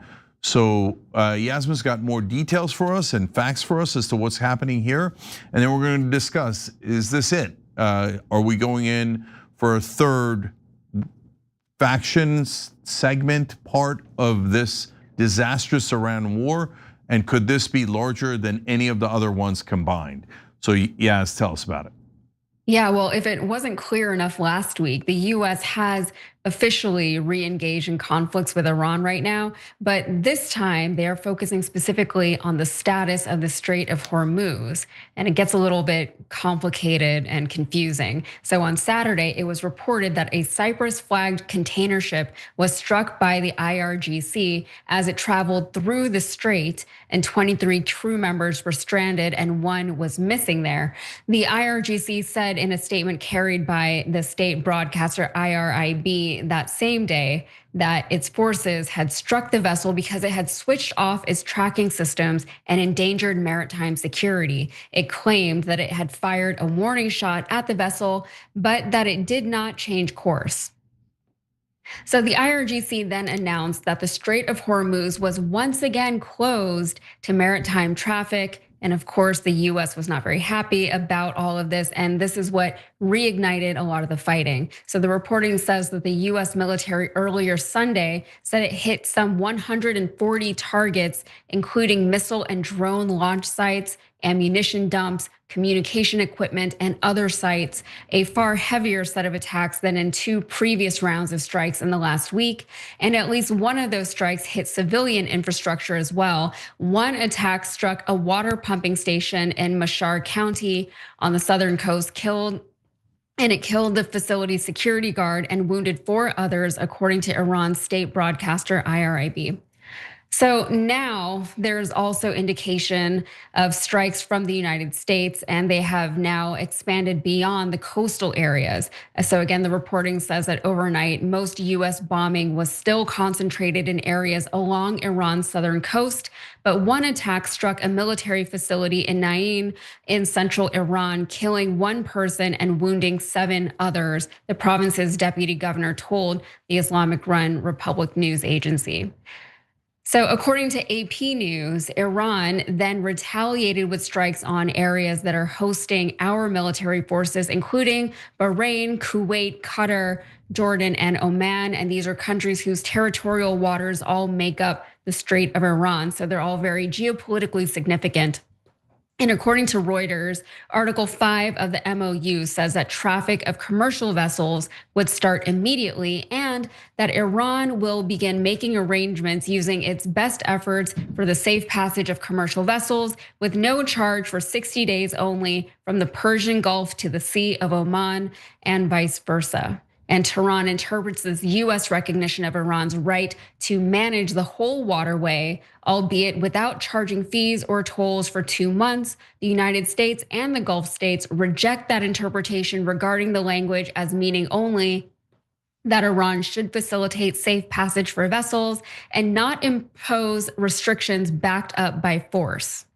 So now that Iran has declared that the strait is closed again after multiple ships sailed through unapproved routes, the United States, as you can imagine, is not very happy. This is what was posted by US Central Command. And you can see here, it says the claim is that the Iranian commander for the Islamic Revolutionary Guard Corps Navy recently said on state-owned media that no foreign vessels may pass through the Strait of Hormuz without being identified, tracked, and monitored by Iranian forces. But the fact is that Iran does not control the Strait of Hormuz. It remains an international waterway. US forces are positioned and prepared to keep it that way. And actually, Trump is saying that we do control the strait. Let's watch him say that. We had a deal. What nobody knows, we had a deal. It was a done deal. And then they broke it. They always break it. We've had 10 deals with these people. And so we're just going to hit them very hard. And we're gonna keep the strait, and we'll probably run it. We'll become the guardian of the strait. Maybe we'll call it the guardian angel of the strait. And we should be reimbursed for that. When we do that, we're going to be reimbursed because the other nations are very wealthy. They're on our side. And we can't be expected to do that for nothing, unlike we had for many years. You know, we guarded the strait for 50 years more, and we never got paid for it. They made all the money, and the United States was just, not. They wouldn't. It's amazing.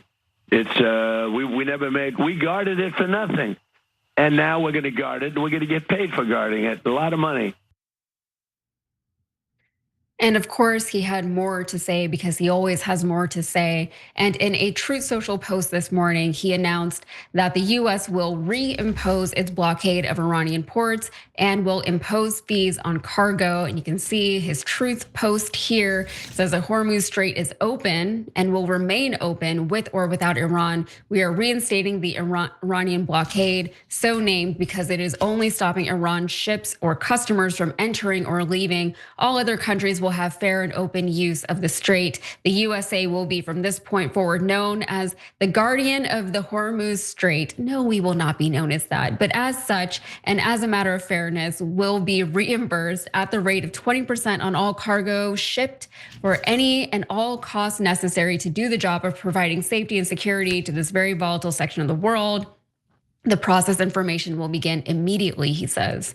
So just remember also that last month, Marco Rubio, he actually slammed these charging fees in the strait as illegal. What he said was no country is allowed to charge tolls or fees on an international waterway. That's existing international law. And he is the Secretary of State, so perhaps he knows a thing or two about this.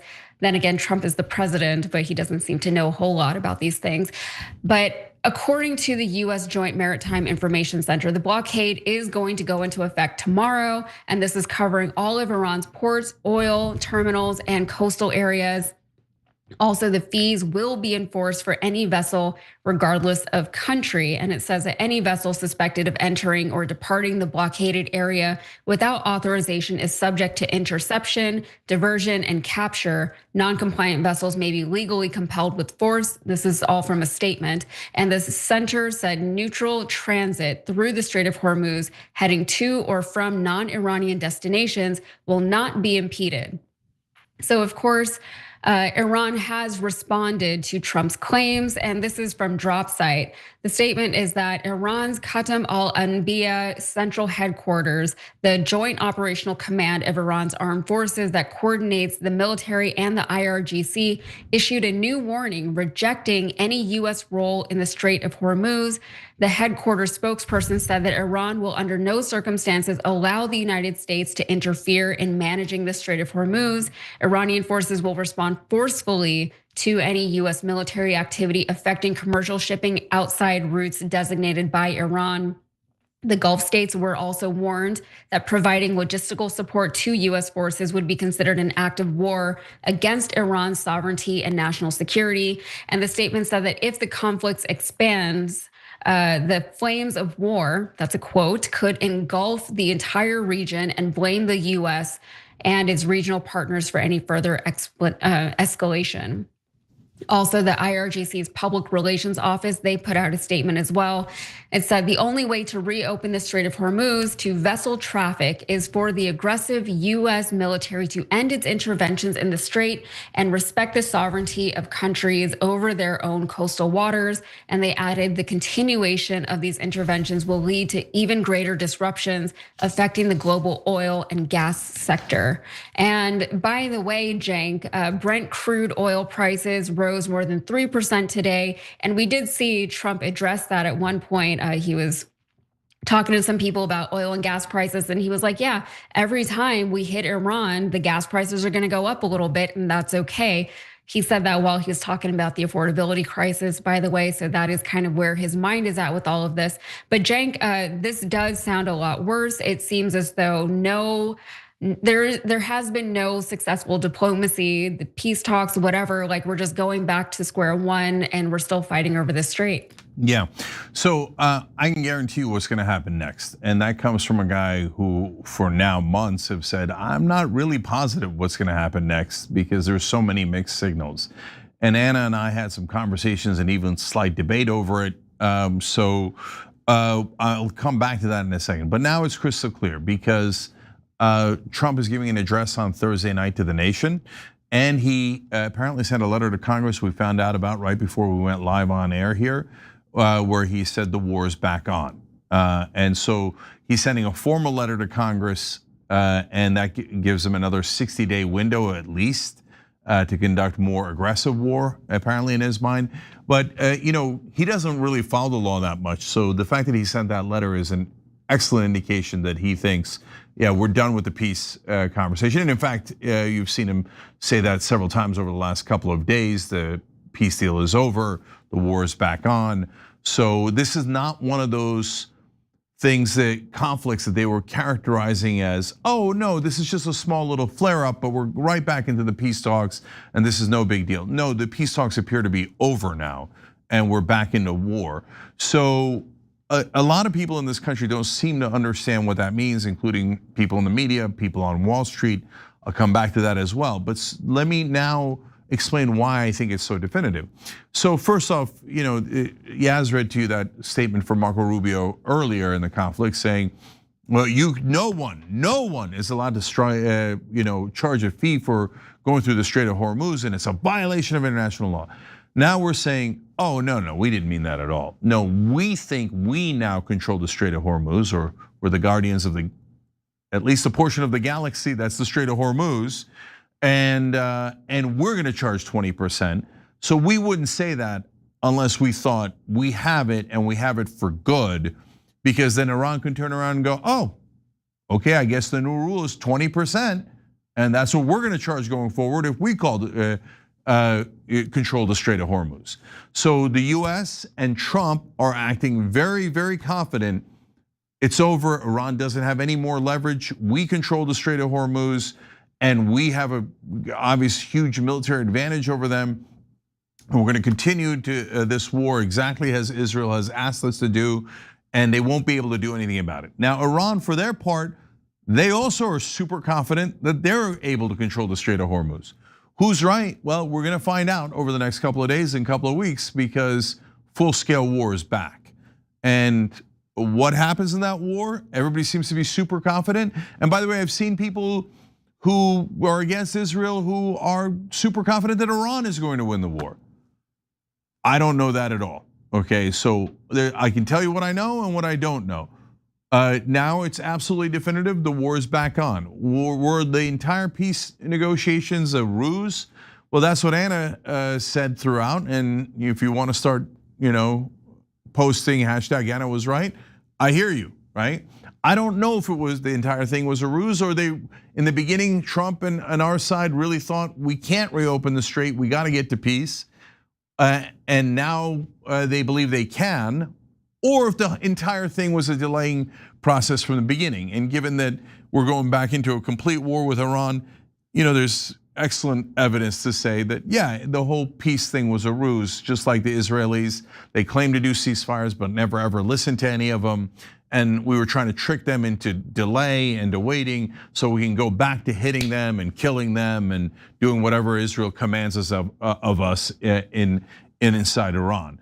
So given all this, Yaz, my sense of it is disaster's next. No matter who gains control over the strait, there's going to be a very large battle there. And certainly the ships are not going to want to pass it when there's a giant battle. And we're going to go back to oil being a problem. We're going to go back to inflation. We're going to go back to significant economic problems. And this time around, this is the most important part. We just burned the bridge behind us. That's it. There's no more negotiations. Iran is never going to get tricked back into the negotiation table. They know, or at least certainly from their perspective, that we never listen to peace deals. We never mean it when we're negotiating for peace. We never listen to ceasefires. We're just like the Israelis, at least under the Trump administration, and we're not to be trusted. So it's full war from here till someone wins. So what's your take on it? Yeah, well, as I mentioned a little bit, he really is not concerned about gas prices going up at all, and he has communicated as much to the American people. And I know that it sounds insignificant to complain about an American affordability crisis and gas prices going up when people in other countries are literally dying and being killed and being bombed and their infrastructures and their history is being destroyed.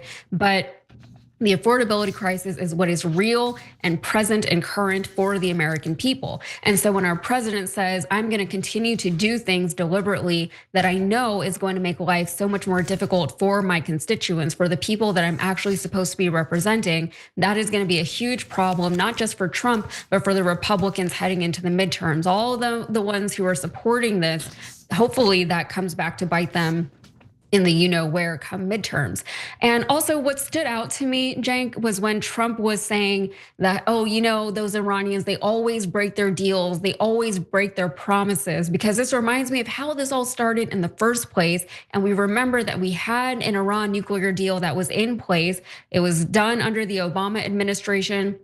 And one of the first things that Trump did when he came into office in 2017, I believe, was he pulled us out of the Iran nuclear deal. And a lot of the reason why he did that was presumably because Israel wanted him to do that, because they now have a reason to fight with Iran. They now have a reason to do more imperialism in the Middle East, and they have a reason to utilize the United States military against Iran.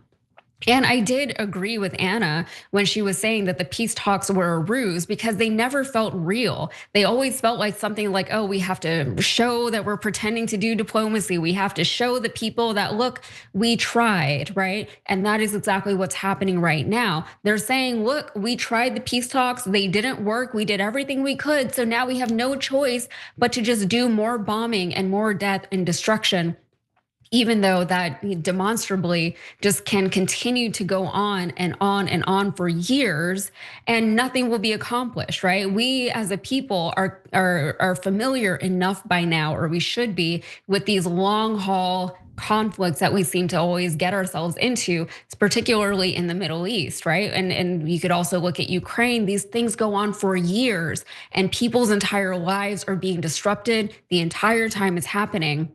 We here in the United States, we have an affordability crisis, but people over there, imagine your high school career, right? Imagine all of high school, your 4 years of your life, and it's just bombing, and you have to live through that. It is very, very disruptive. It's very destructive, but they're like, you know what? We have to keep trying the bombing part. We don't have to keep trying the peace part, the peace talks part.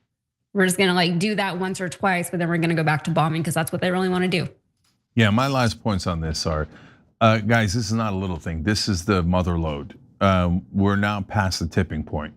the consequences of the full-scale war that's coming next will be global, they will be historic, and it will lead to a string of ramifications that the people in charge right now in America and Israel don't understand.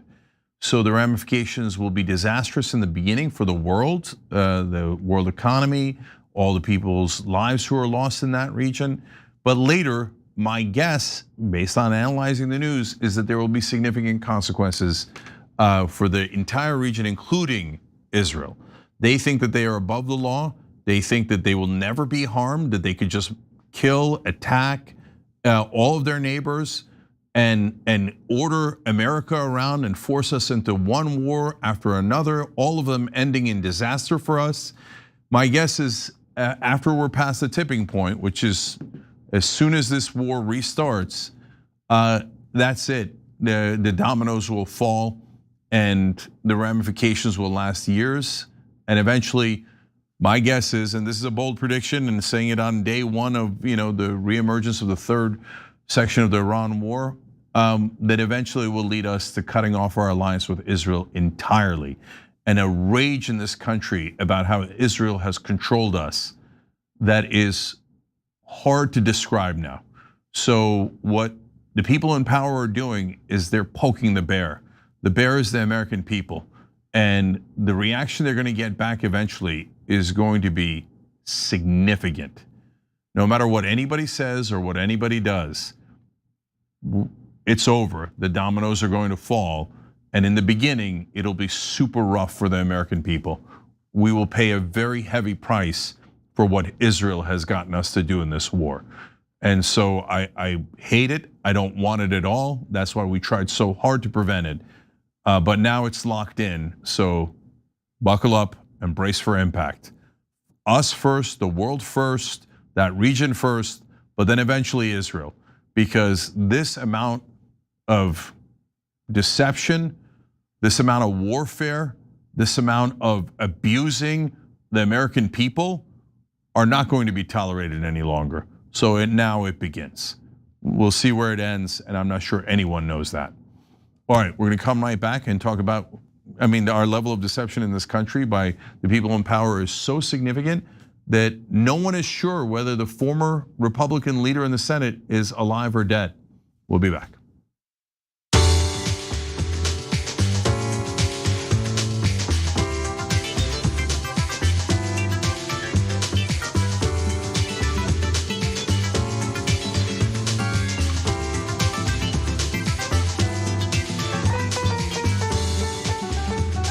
All right, back on TYT. Let's go to YouTube members. You Better VA says it's great that TYT is having Marjorie Taylor Greene. Fixes require collective effort. That's certainly true. If we're going to win, we need the right and the left to join forces against the disgusting, evil establishment. Mike or Dave says on Super Chat, Lindsey Graham is currently pushing Lucifer to launch Armageddon. We know Jesus is working on WMDs. We have to stop him from getting revenge on Israel. We have to act. Remember your promise to make the abyss great again. Sounds familiar, and it's similar to what I said, but I used Greek mythology instead over the weekend. He's pushing Hades to attack Zeus and Poseidon, saying Poseidon will never be able to close the strait. Constantine Kavira says the Greek Orthodox Church has an expression when a loved one dies, may their memory be eternal. I recently realized it also works great with horrible people. I hope Lindsey Graham's memory is eternal. May we always remember what he's done. Here, Constantine. Elvin Torres 343 says, love MTG. I'm glad you have her on your show. She's a true patriot who puts the interest of the American people first. I voted for Trump 3 times, but then he became a never Trumper himself, and hence he lost me. Gaga Thompson 78 on X says, I love MTG most. GFYS BB, I don't even know what those letters mean. Massey MGT 28. This one is too long. I'll save it for the next segment. And Jenks Tricep Fury says, let's be honest, his sister was handpicked by defense contractors. She's obviously been bought and paid for already. Yes.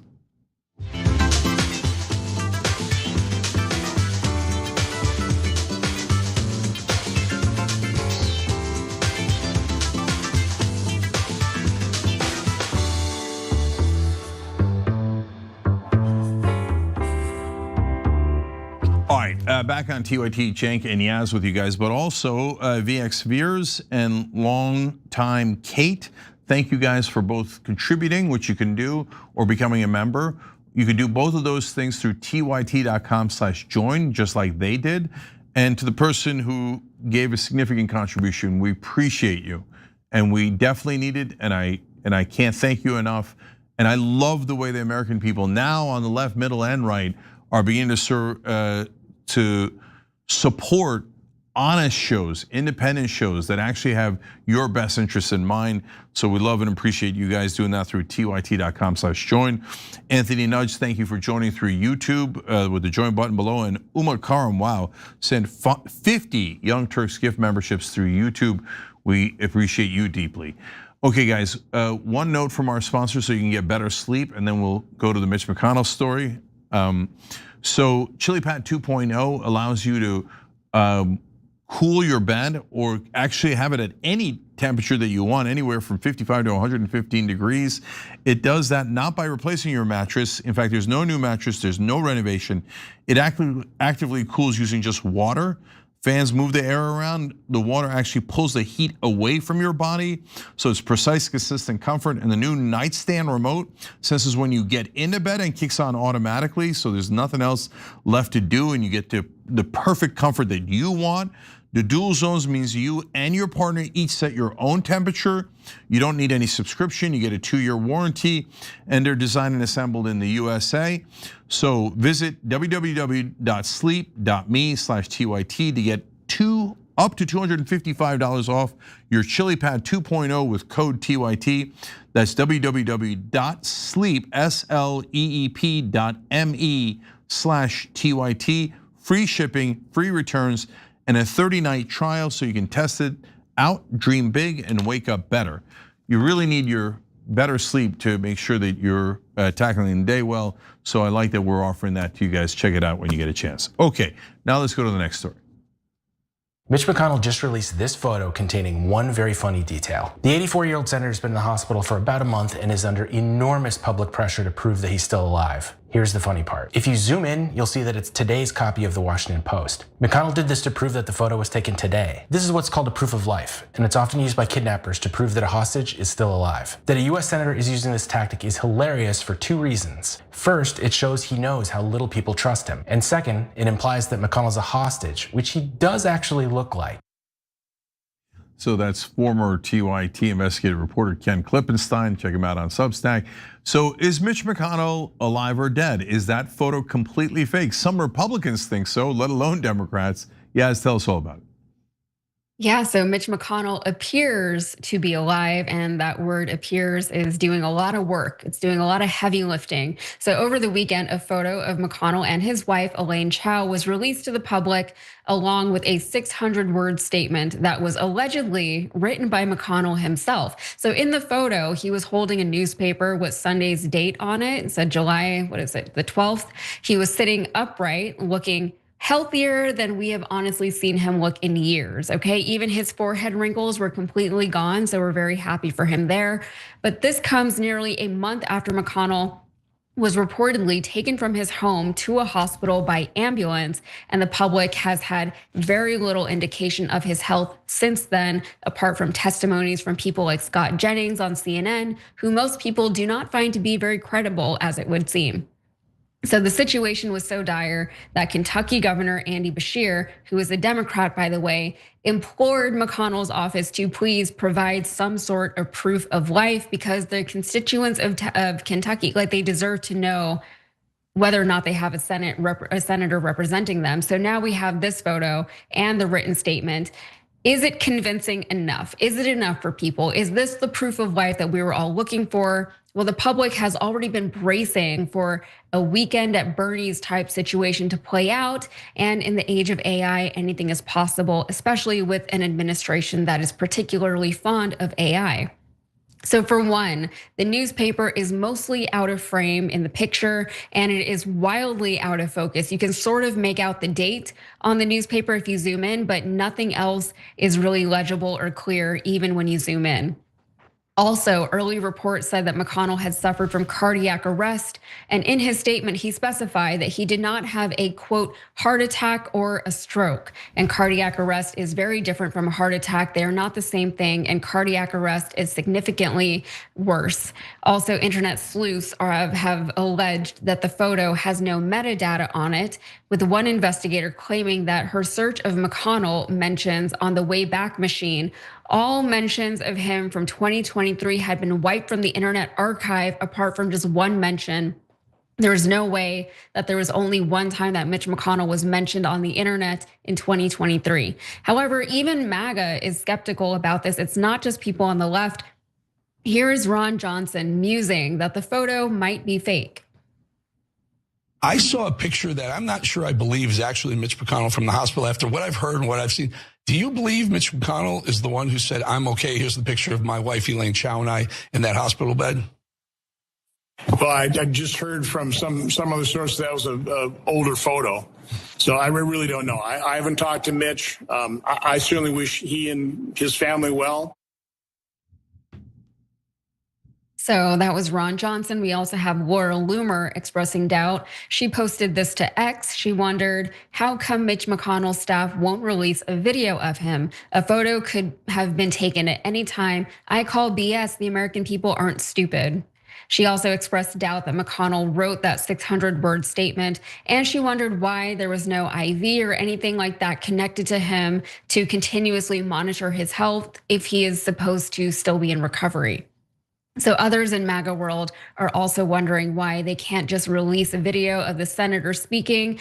But I don't know if that would even be very convincing right now, because even that can be accused of being a deep fake or something like that. So Cenk, it's kind of hard. It's a difficult position that we're in, both as the American public and I imagine for Mitch McConnell, because what could he possibly do or release that would convince the American people that he's not dead? This is a weird time for us. Yeah, no, there's one thing that's very easy to release to convince us he's not dead: a video, right? So look, I'll tell you what I know and don't know. I have no idea if that picture is fake. I'm not an expert on that. And please don't make me agree with Laura Loomer. That's just like it's too painful. But she's not the only one saying it. It's just interesting that she's saying it as a right winger or extreme, whatever she is, right? And Ron Johnson, a Republican senator, saying it was kind of amazing, although he's sometimes a bit of a loose cannon. But overall, I know he didn't write that statement. That statement was very lucid. It went into great detail. It was, and it was the guy who is barely alive did not write that statement. There's no freaking way, right? So that one's clear. And PR people write all those statements anyway. So is he alive or just dead and they're refusing to tell anyone? Well, yes, my point about that is it goes not to the Mitch McConnell story, but to the state of how things are in America, that no one believes them. Like in the old days, if the Republican senator who was the leader of the Republicans for decades in the Senate tells you that he's alive, or his staff tells you he's alive, no one would have questioned that. Now our belief and faith in the institutions are so degraded, both the left and the right are going, no, I don't believe you. I think you might be such grotesque liars that you're telling us that he's alive and fine when he's actually brain dead or literally dead. And no, we don't believe you at all. And so I think that's super telling of where we are as a society and a government. Yeah, and none of this is beyond them, right? Them outright lying to millions of Americans is not beyond them. This is just something that they would do, right? Even watching Scott Jennings on CNN, and he was like, oh yeah, he called me and we spoke on the phone for 20 minutes and had this super weird random conversation about everything in the world all at once. Like, it was so unbelievable. Even if he had said he called me and was like, hey Scott, I'm alive, I'm okay, don't worry about me, I'm trying to get back to work, blah, blah, blah.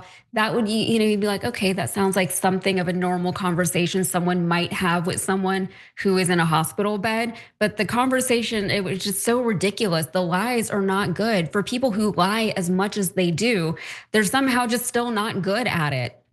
And the people who continue to fall for these lies, it's like you really need to stop being so gullible. You need to have a modicum of skepticism in you, right? And I'm not saying that we all need to become conspiracy theorists. I'm not saying that we all need to just completely disregard whatever is left of reality. I think we need to just be a little bit careful on who we trust. For example, the people who still trust Donald Trump when he says things, the people who voted for RFK Jr. because he said he was going to clean up the food supply, and look at what's happened now.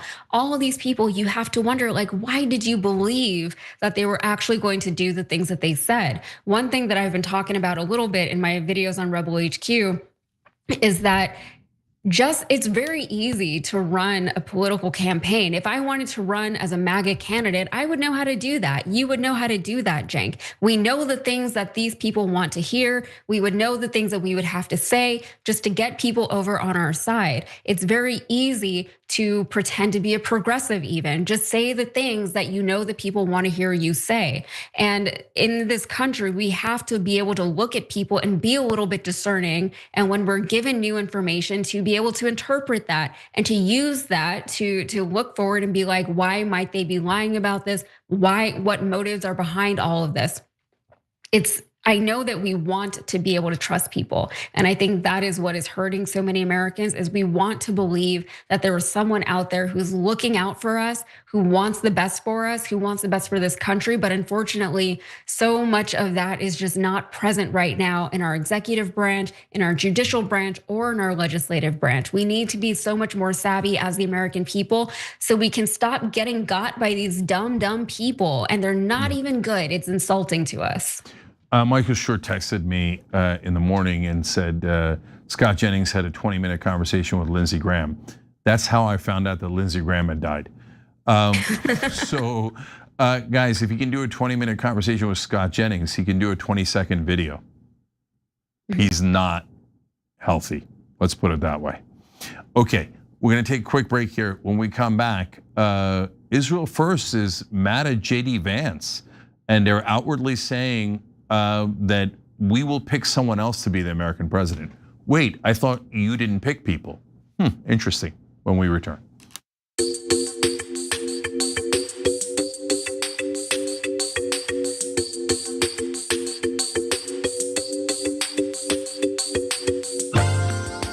All right, so let's go to Super Chat. Pakistan American for Liberation writes in, Lindsey Graham was in Ukraine 24 to 48 hours before his death in South Carolina.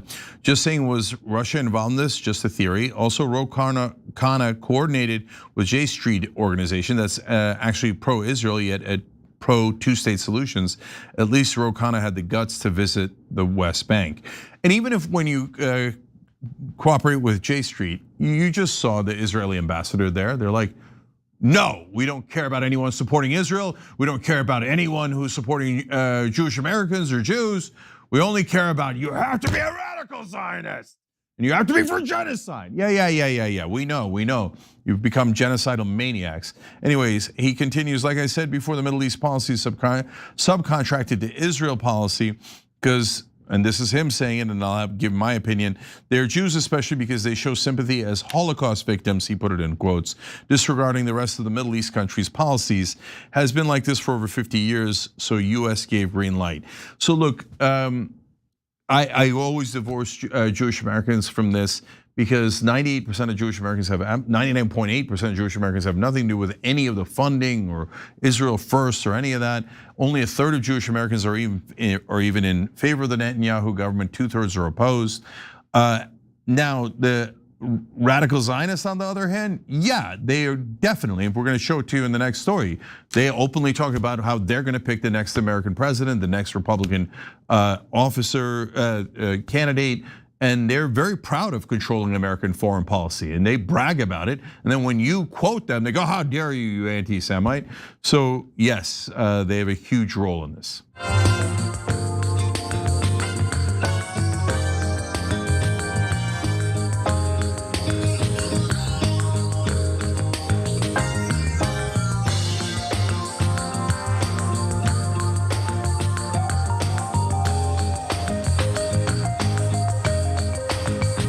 All right, back on TYT, Cenk and Yaz with you guys.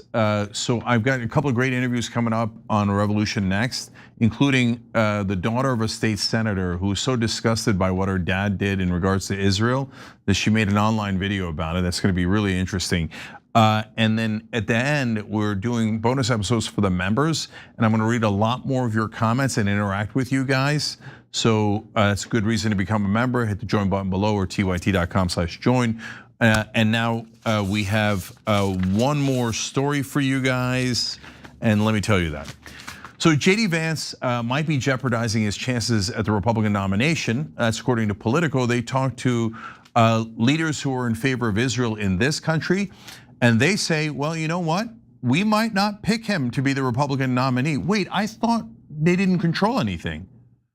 But Politico is writing about who they're going to pick to be the next Republican nominee for president. So Yaz, tell us about it.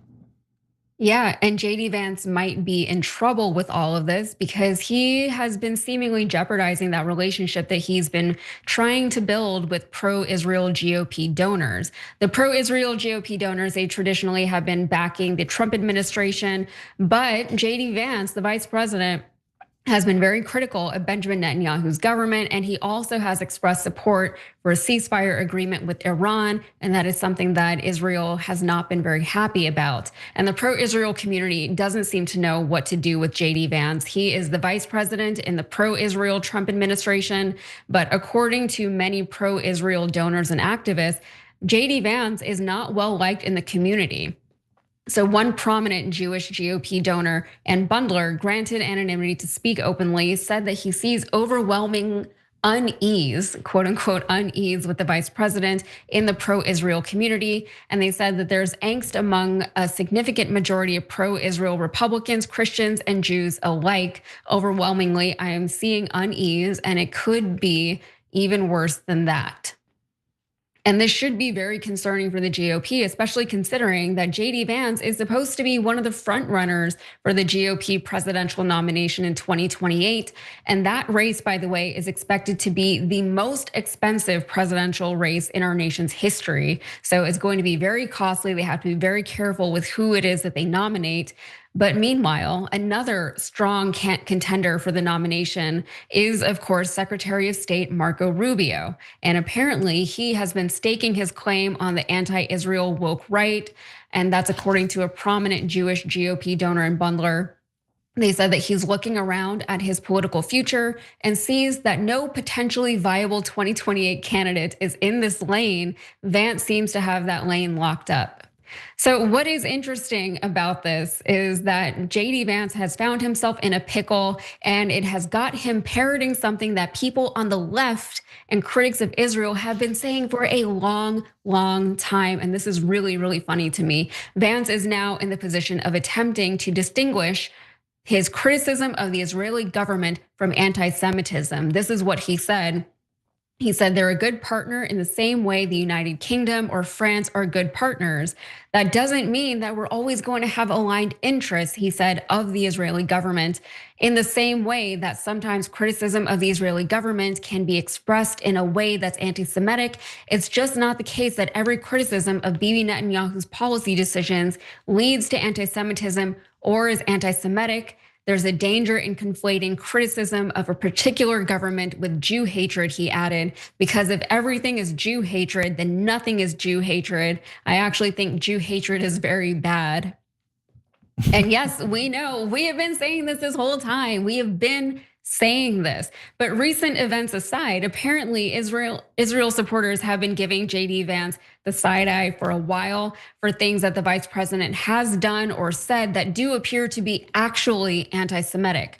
So for example, when the group chat for the Young Republicans group was leaked, we saw them praising Hitler. And rather than strongly condemning the participants in the chat for their actual anti-Semitism, JD Vance just said, you know, kids do stupid things. And that was not enough for the pro-Israel coalition. Also at a Turning Point USA event, Vance was asked why the US supports Israel when the Jewish religion is antagonistic towards Christianity. And in Vance's response, he did not address or correct the assertion that the student had made substantially enough. So students are one thing though, pro-Israel billionaire donors are another thing, and several of them are already signaling their support for Rubio in 2028 over JD Vance. Cenk, what is JD Vance going to do about this? All right, I actually find this story amazing on a number of grounds. First of all, Politico just reports it and kind of positively, like, oh, these, as they call them, prominent Jewish GOP donors are saying, well, we won't give money to JD Vance, we'll give it to Marco Rubio so that Marco Rubio can win, and we're gonna give him a lot of money and we're not gonna give Vance any money, and we wanna pick Rubio so he serves Israel. Wait, I thought that was a trope. In fact, if I wrote this exact same piece, they would say, I'm anti-Semite, can you believe these tropes and stuff? In fact, we never even characterize as Jewish donors. We say, because I don't think that's accurate. I think, you remember, two-thirds of Jewish voters in America are against the Netanyahu government. We say more accurate pro-Zionist or radical Zionist donors, and that's who these people are. And I can prove that they're radical Zionists. They don't even care about Jews in America. Wait, how could that be? Well, that's because, for example, Donald Trump on the Charlottesville march, where they had neo-Nazis marching in the streets saying the Jews will not replace us, he equivocated on that. So, there's debate about, did he say there's very fine people on the Nazi side or the Confederate side? But overall, he equivocated on something that stark. Then he went to a Republican group, a Republican Jewish group, and said, no one likes to renegotiate more than this group.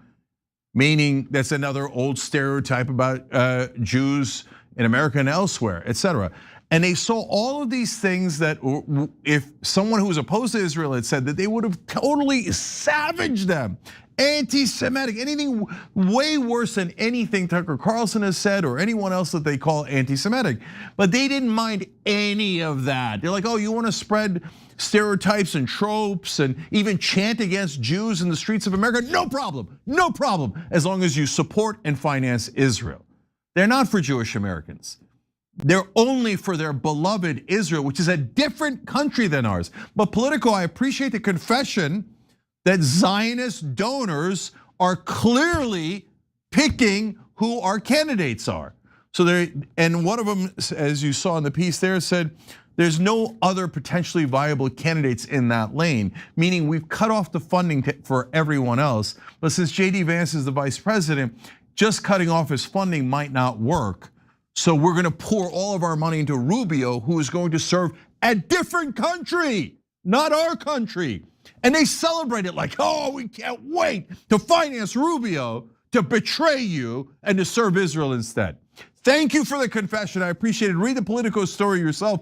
It is an amazing admission that all the so-called tropes are totally and utterly true in regards to people who are pro-Israel financing all of our politicians, having an enormous role in who the candidates are. When we say it, they go, oh, how dare you, you can't do that. When they say it, they think, oh yeah, okay, great. We're reporting how wonderful the pro-Israeli lobby is for saying, oh, JD Vance. By the way, JD Vance is dining with Miriam Adelson and all the Israel First donors anyway. These peace negotiations appear to have been a total trick and an ambush of Iran because the war has restarted anyway. But even if you're faking it, even if you disagree with Israel 0.01%, Israel First will come for you. No, we demand 100% loyalty to Israel and not to America. Thank you very much, Politico. I want to make sure we put the link to the article in the description box on YouTube and elsewhere, because I want you to see how clearly they say, yes, these politicians will be picked by enormously wealthy pro-Israel donors, and you will serve them no matter what. And they are very brazen about who they're going to eliminate because they weren't sufficiently loyal to Israel. All right, we're way out of time. Yaz, you're awesome, thank you, appreciate it. Everybody check her out on Rebel HQ. When we come back, we've got an update on how we're gonna track corruption that I think you guys will love. We've got someone who was so sickened by what their father did in regards to Israel that she turned on him. It's an amazing story. So stay right here and we'll be right back with those stories.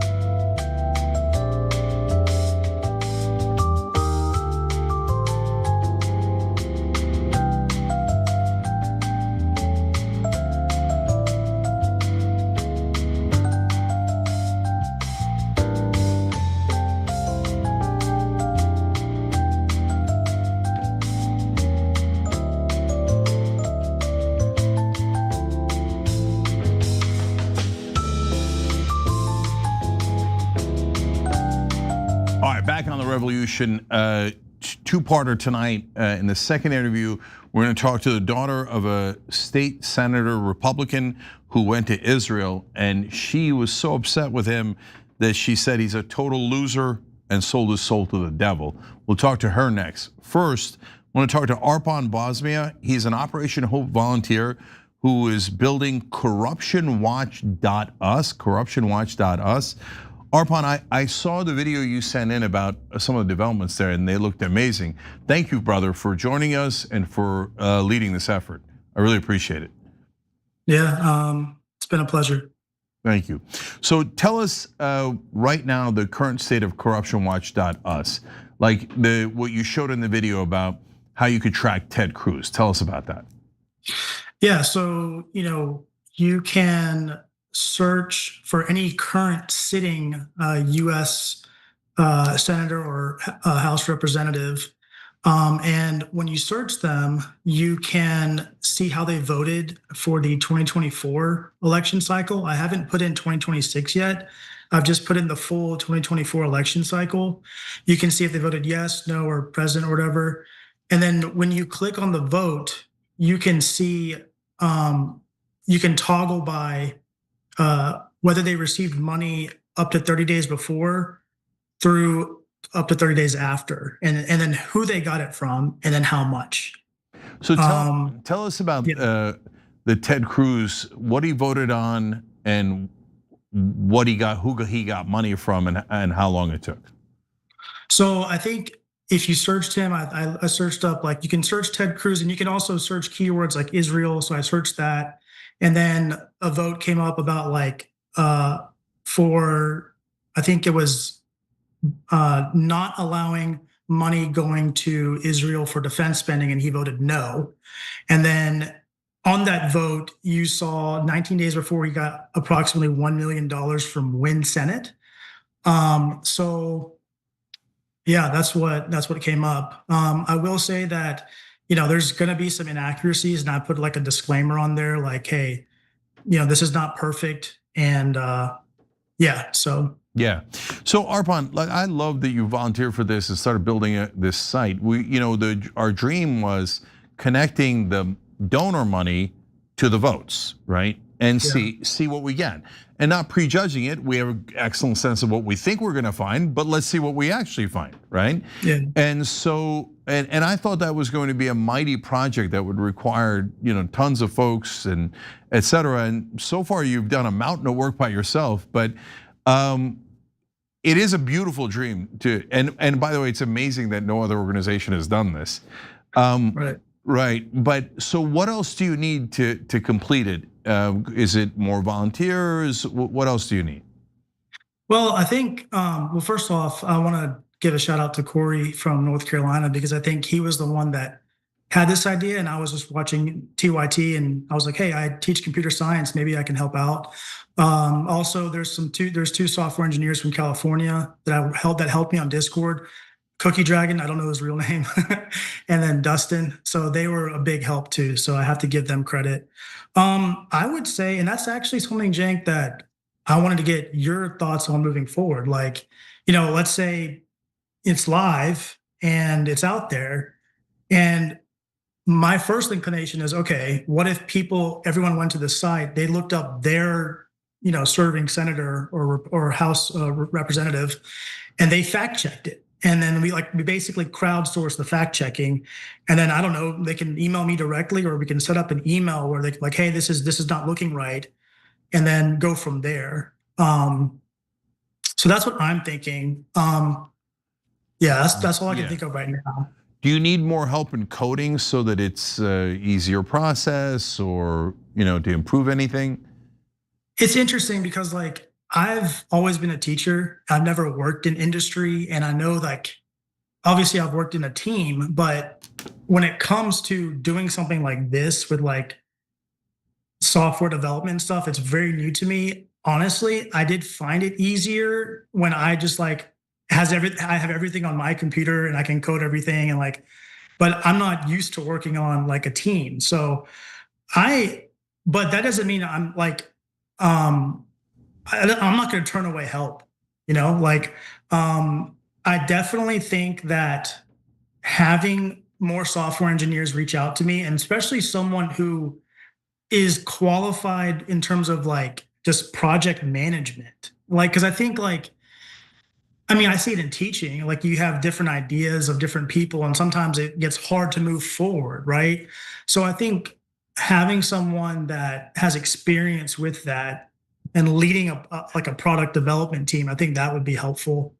But yeah, I'm not going to turn away help. So yeah, yes, I love that people are doing this together. Thank you for giving shout outs to the others that were working on it as well. So if you want to help work on it, hope@tyt.com, hope@tyt.com. It could be the project management that Arpan's talking about. It could be more coding. It could be the fact checking that Arpan was talking about. But if this community builds this tool that no other journalism organization has built, where you could finally connect the donors to the votes, that would be remarkable and awesome and amazing, and it would do a service to the entire country. So Arpan, last thing I'll ask you is, what motivated you to get involved and to spend all this time doing it? It's a good question. I definitely not trying to make money off of this or anything. I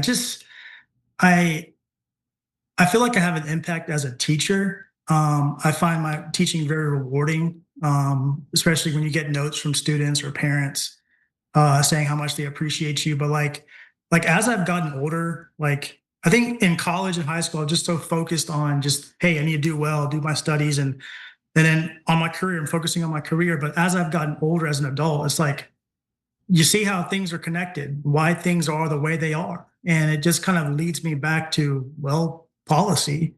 And I think, I've faced a lot of adversity in my life. I've lost both of my parents. My brothers went through a rough time too. And because I went through that experience, I think I have a lot of empathy for people who are also suffering or who have suffered financially, emotionally, and it makes me want to care about not just my life, but everyone.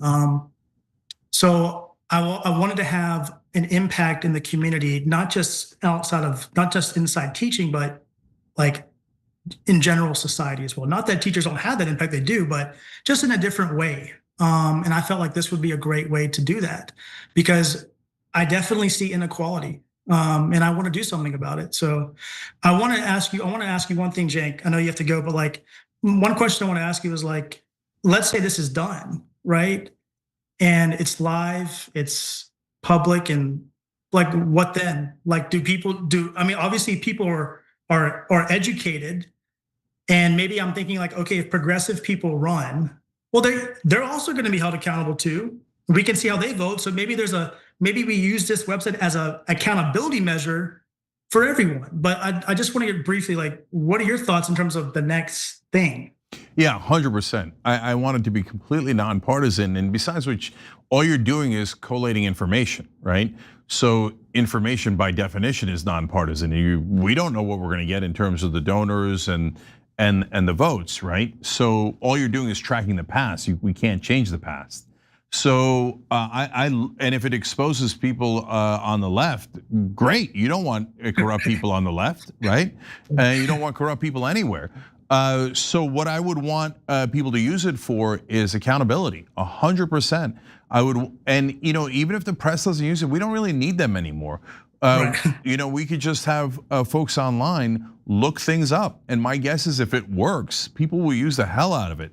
And this is not about a single issue at all. So when Big Pharma asks for a new break and Big Oil asks for more subsidies, and on, we can track exactly who voted for them and how much money they got from them. And I think that'll be an invaluable resource for the entire online community, right? And totally irrespective of parties or ideology. And if they see the corruption with their own eyes, oh my God, look, here's the money, here's the votes, here's the money, here's the votes. And if we're right about what the results are going to be, that's what the pattern that they're going to see nearly every single time, I think it could change the country, it could change our politics. So I can't thank you enough for volunteering to do this, Arpan, and to everyone at Operation Hope. Thank you for keeping hope alive. We're going to need it desperately as we get into dark times here. So thank you again, brother. Thanks. All right, guys, we're going to take a quick break, super quick. Come back with the daughter of the state senator who went to Israel and that infuriated her. We'll talk about it when we return.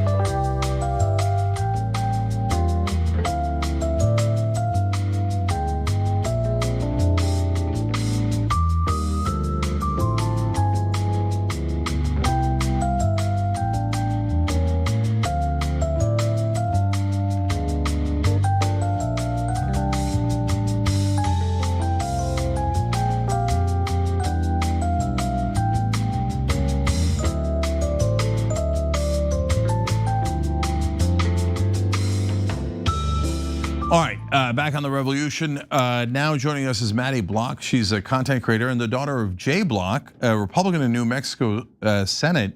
He recently went on a trip to Israel called 50 States, One Israel. I thought it was 50 States, One America. Well, that's interesting. Maddie was this puzzled as I was apparently. So welcome to the show, Maddie. Hi, thank you for having me. Yeah, no problem. So you were kind of livid with your dad. I mean, you even said, how much are they paying my dad? It seems like he sold his soul to the devil and is now just peddling lies and propaganda. I just genuinely hope that this will be the end of my dad's political career. That is not light words. So tell us why this got you so animated. Sure. I mean, I think we've seen the genocide continuing in Palestine over the last, 3 years now. I felt the need to speak out about it because, I think it's horrific what's happening, and the fact that state politicians, state senators, and state representatives, like my dad, were invited to Israel, and I think that's really nefarious, in my opinion.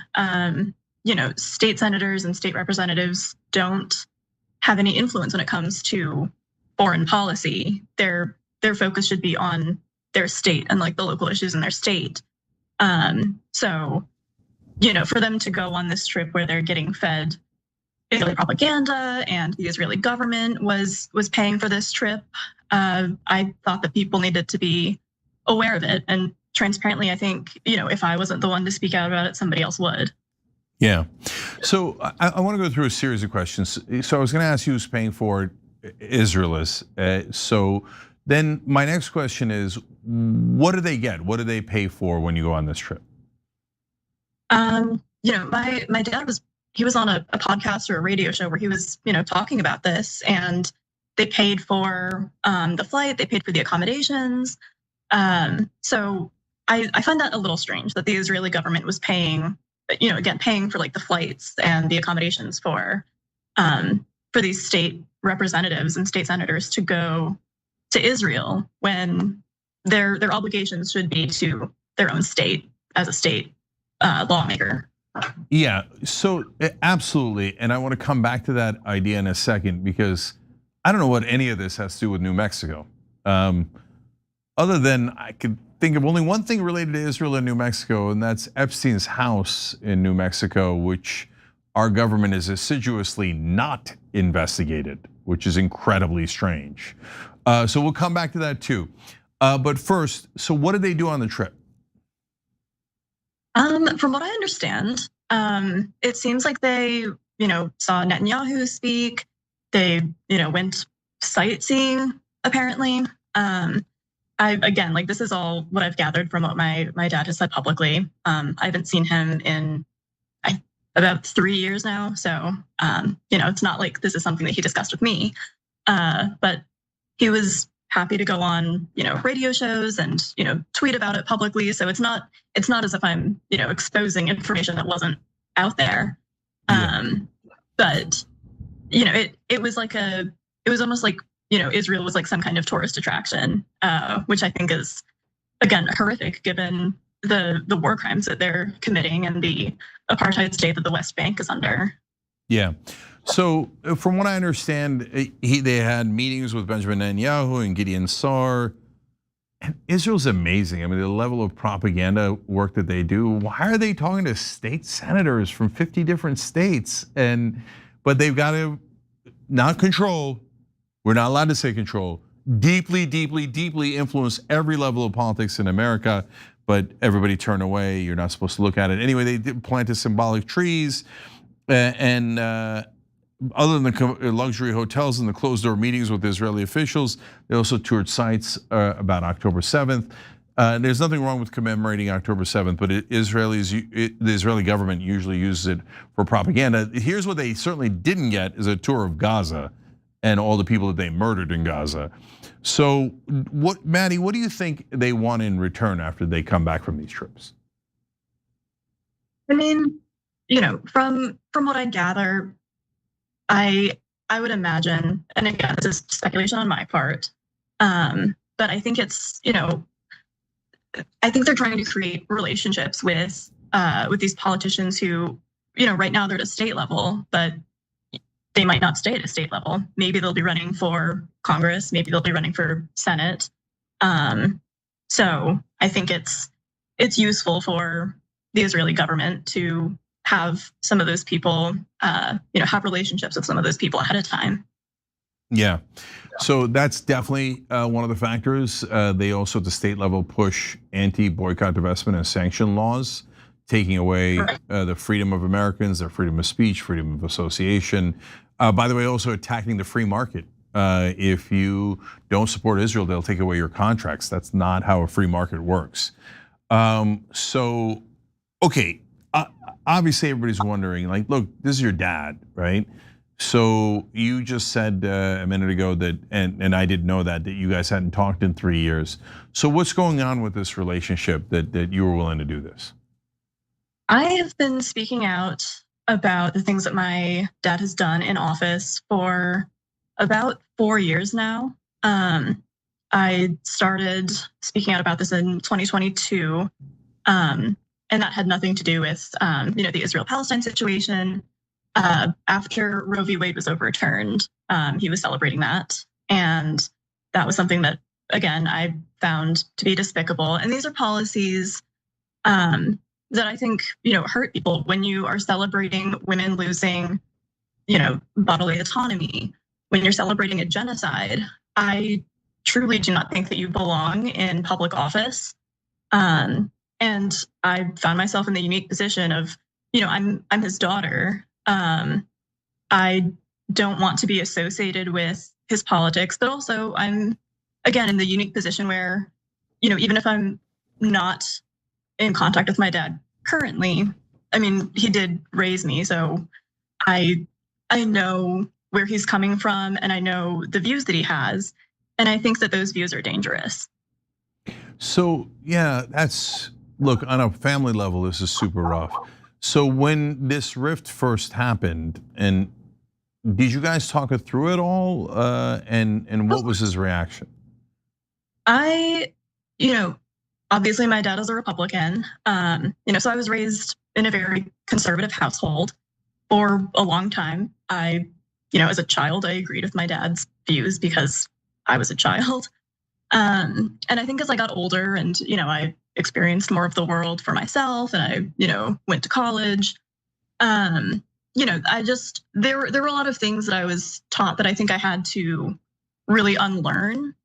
And I think I was a junior in college when he first ran for office. And that was 2016. That was when obviously Trump was elected the first time. And he was a big Trump supporter. And for me,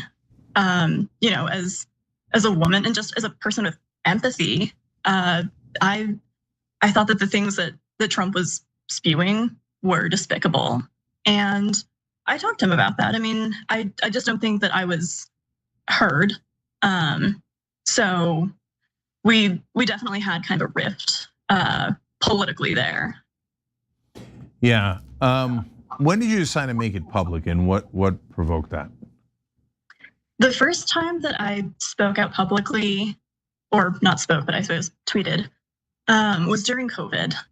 My dad was, I think your typical like anti-vax, COVID's not that bad. COVID's, not. I don't know if he thought that COVID wasn't real, but he certainly thought that it was not as serious as it was. And now we know that it's killed millions of people worldwide. And I had family members who got really, really sick. Luckily they pulled through, but I thought that was so irresponsible for him from his, government social media accounts to be, telling people that, don't take the vaccine or, basically just minimizing how serious it was. And I think that was dangerous. That was irresponsible for a public official to be doing. And I mean, he's obviously not the only one that was doing that. We saw Trump doing that then too.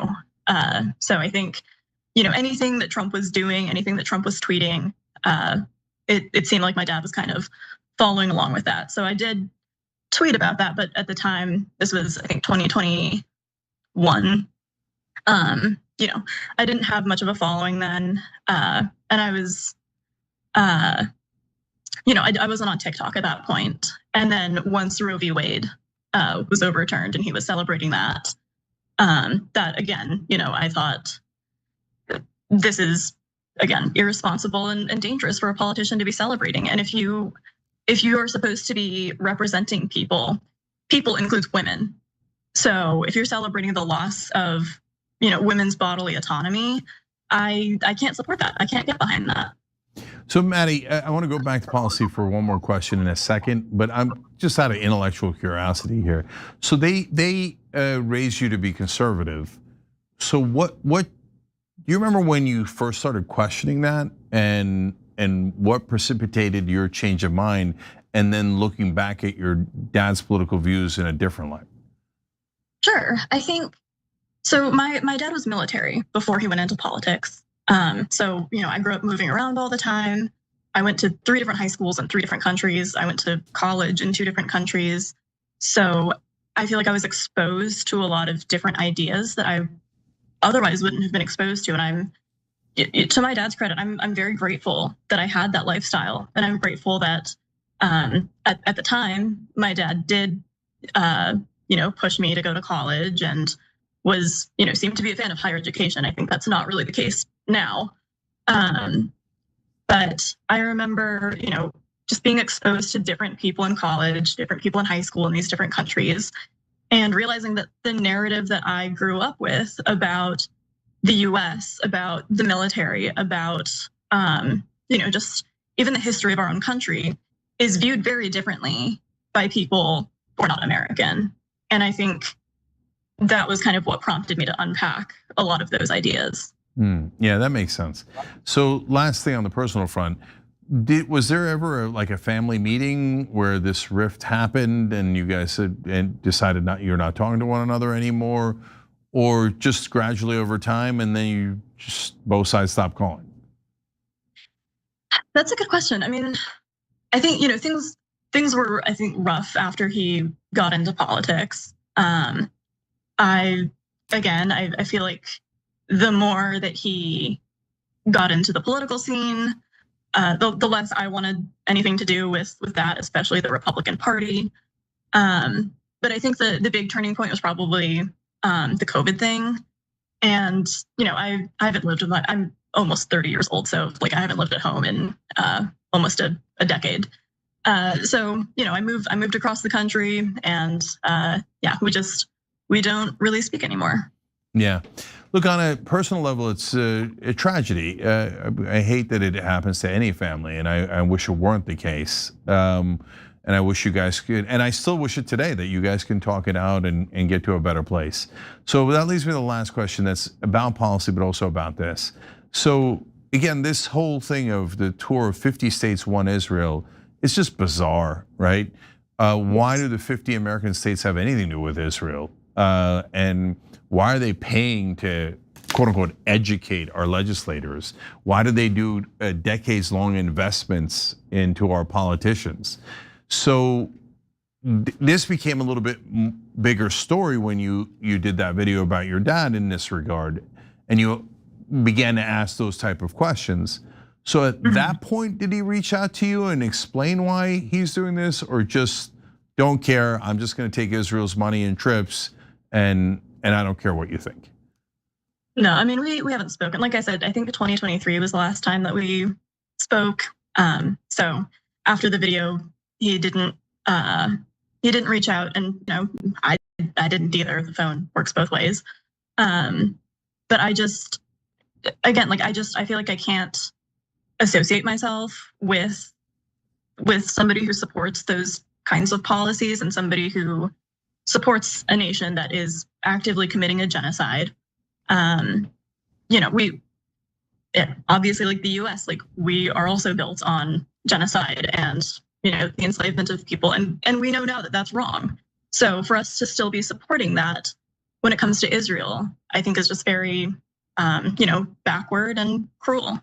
Yeah, you're not alone, because look, I have personal experience with this. When I recognized the Armenian genocide, there were older members of my Turkish family that had issues with it. And a lot of Jewish Americans are going through this right now. And I would say it's very similar to you. Like, a lot of them say, as you said, look, I'm glad he raised me right. It's a wonderful thing to say about your dad. And a lot of Jewish American kids are saying, I'm glad my parents raised me right to fight against the genocide, right? And to try to stop it at all costs. But it's creating rifts within families, because the older generation is saying, no, we have to serve war, we have to serve Israel, we have to serve money. And it's ironic that they raise their kids moral enough to object to all that. So it just happens to be playing out in the middle of your family, which I've now said like endless times is unfortunate. But I do appreciate you speaking out on behalf of the cause and getting people to realize, hey, state legislators, national legislators should be looking out for us and not for other countries. So, Maddie, I appreciate it. Thank you for joining us. Thank you so much. All right. Okay, guys, we're out of time now, but what we're gonna do is a bonus episode for the members. I'll read some of the comments from the show. If you have new comments, I'll read some of those as well, interact with you guys and tell you what I think. So hit the join button below on YouTube or tyt.com/join, and I'll see you there in a minute.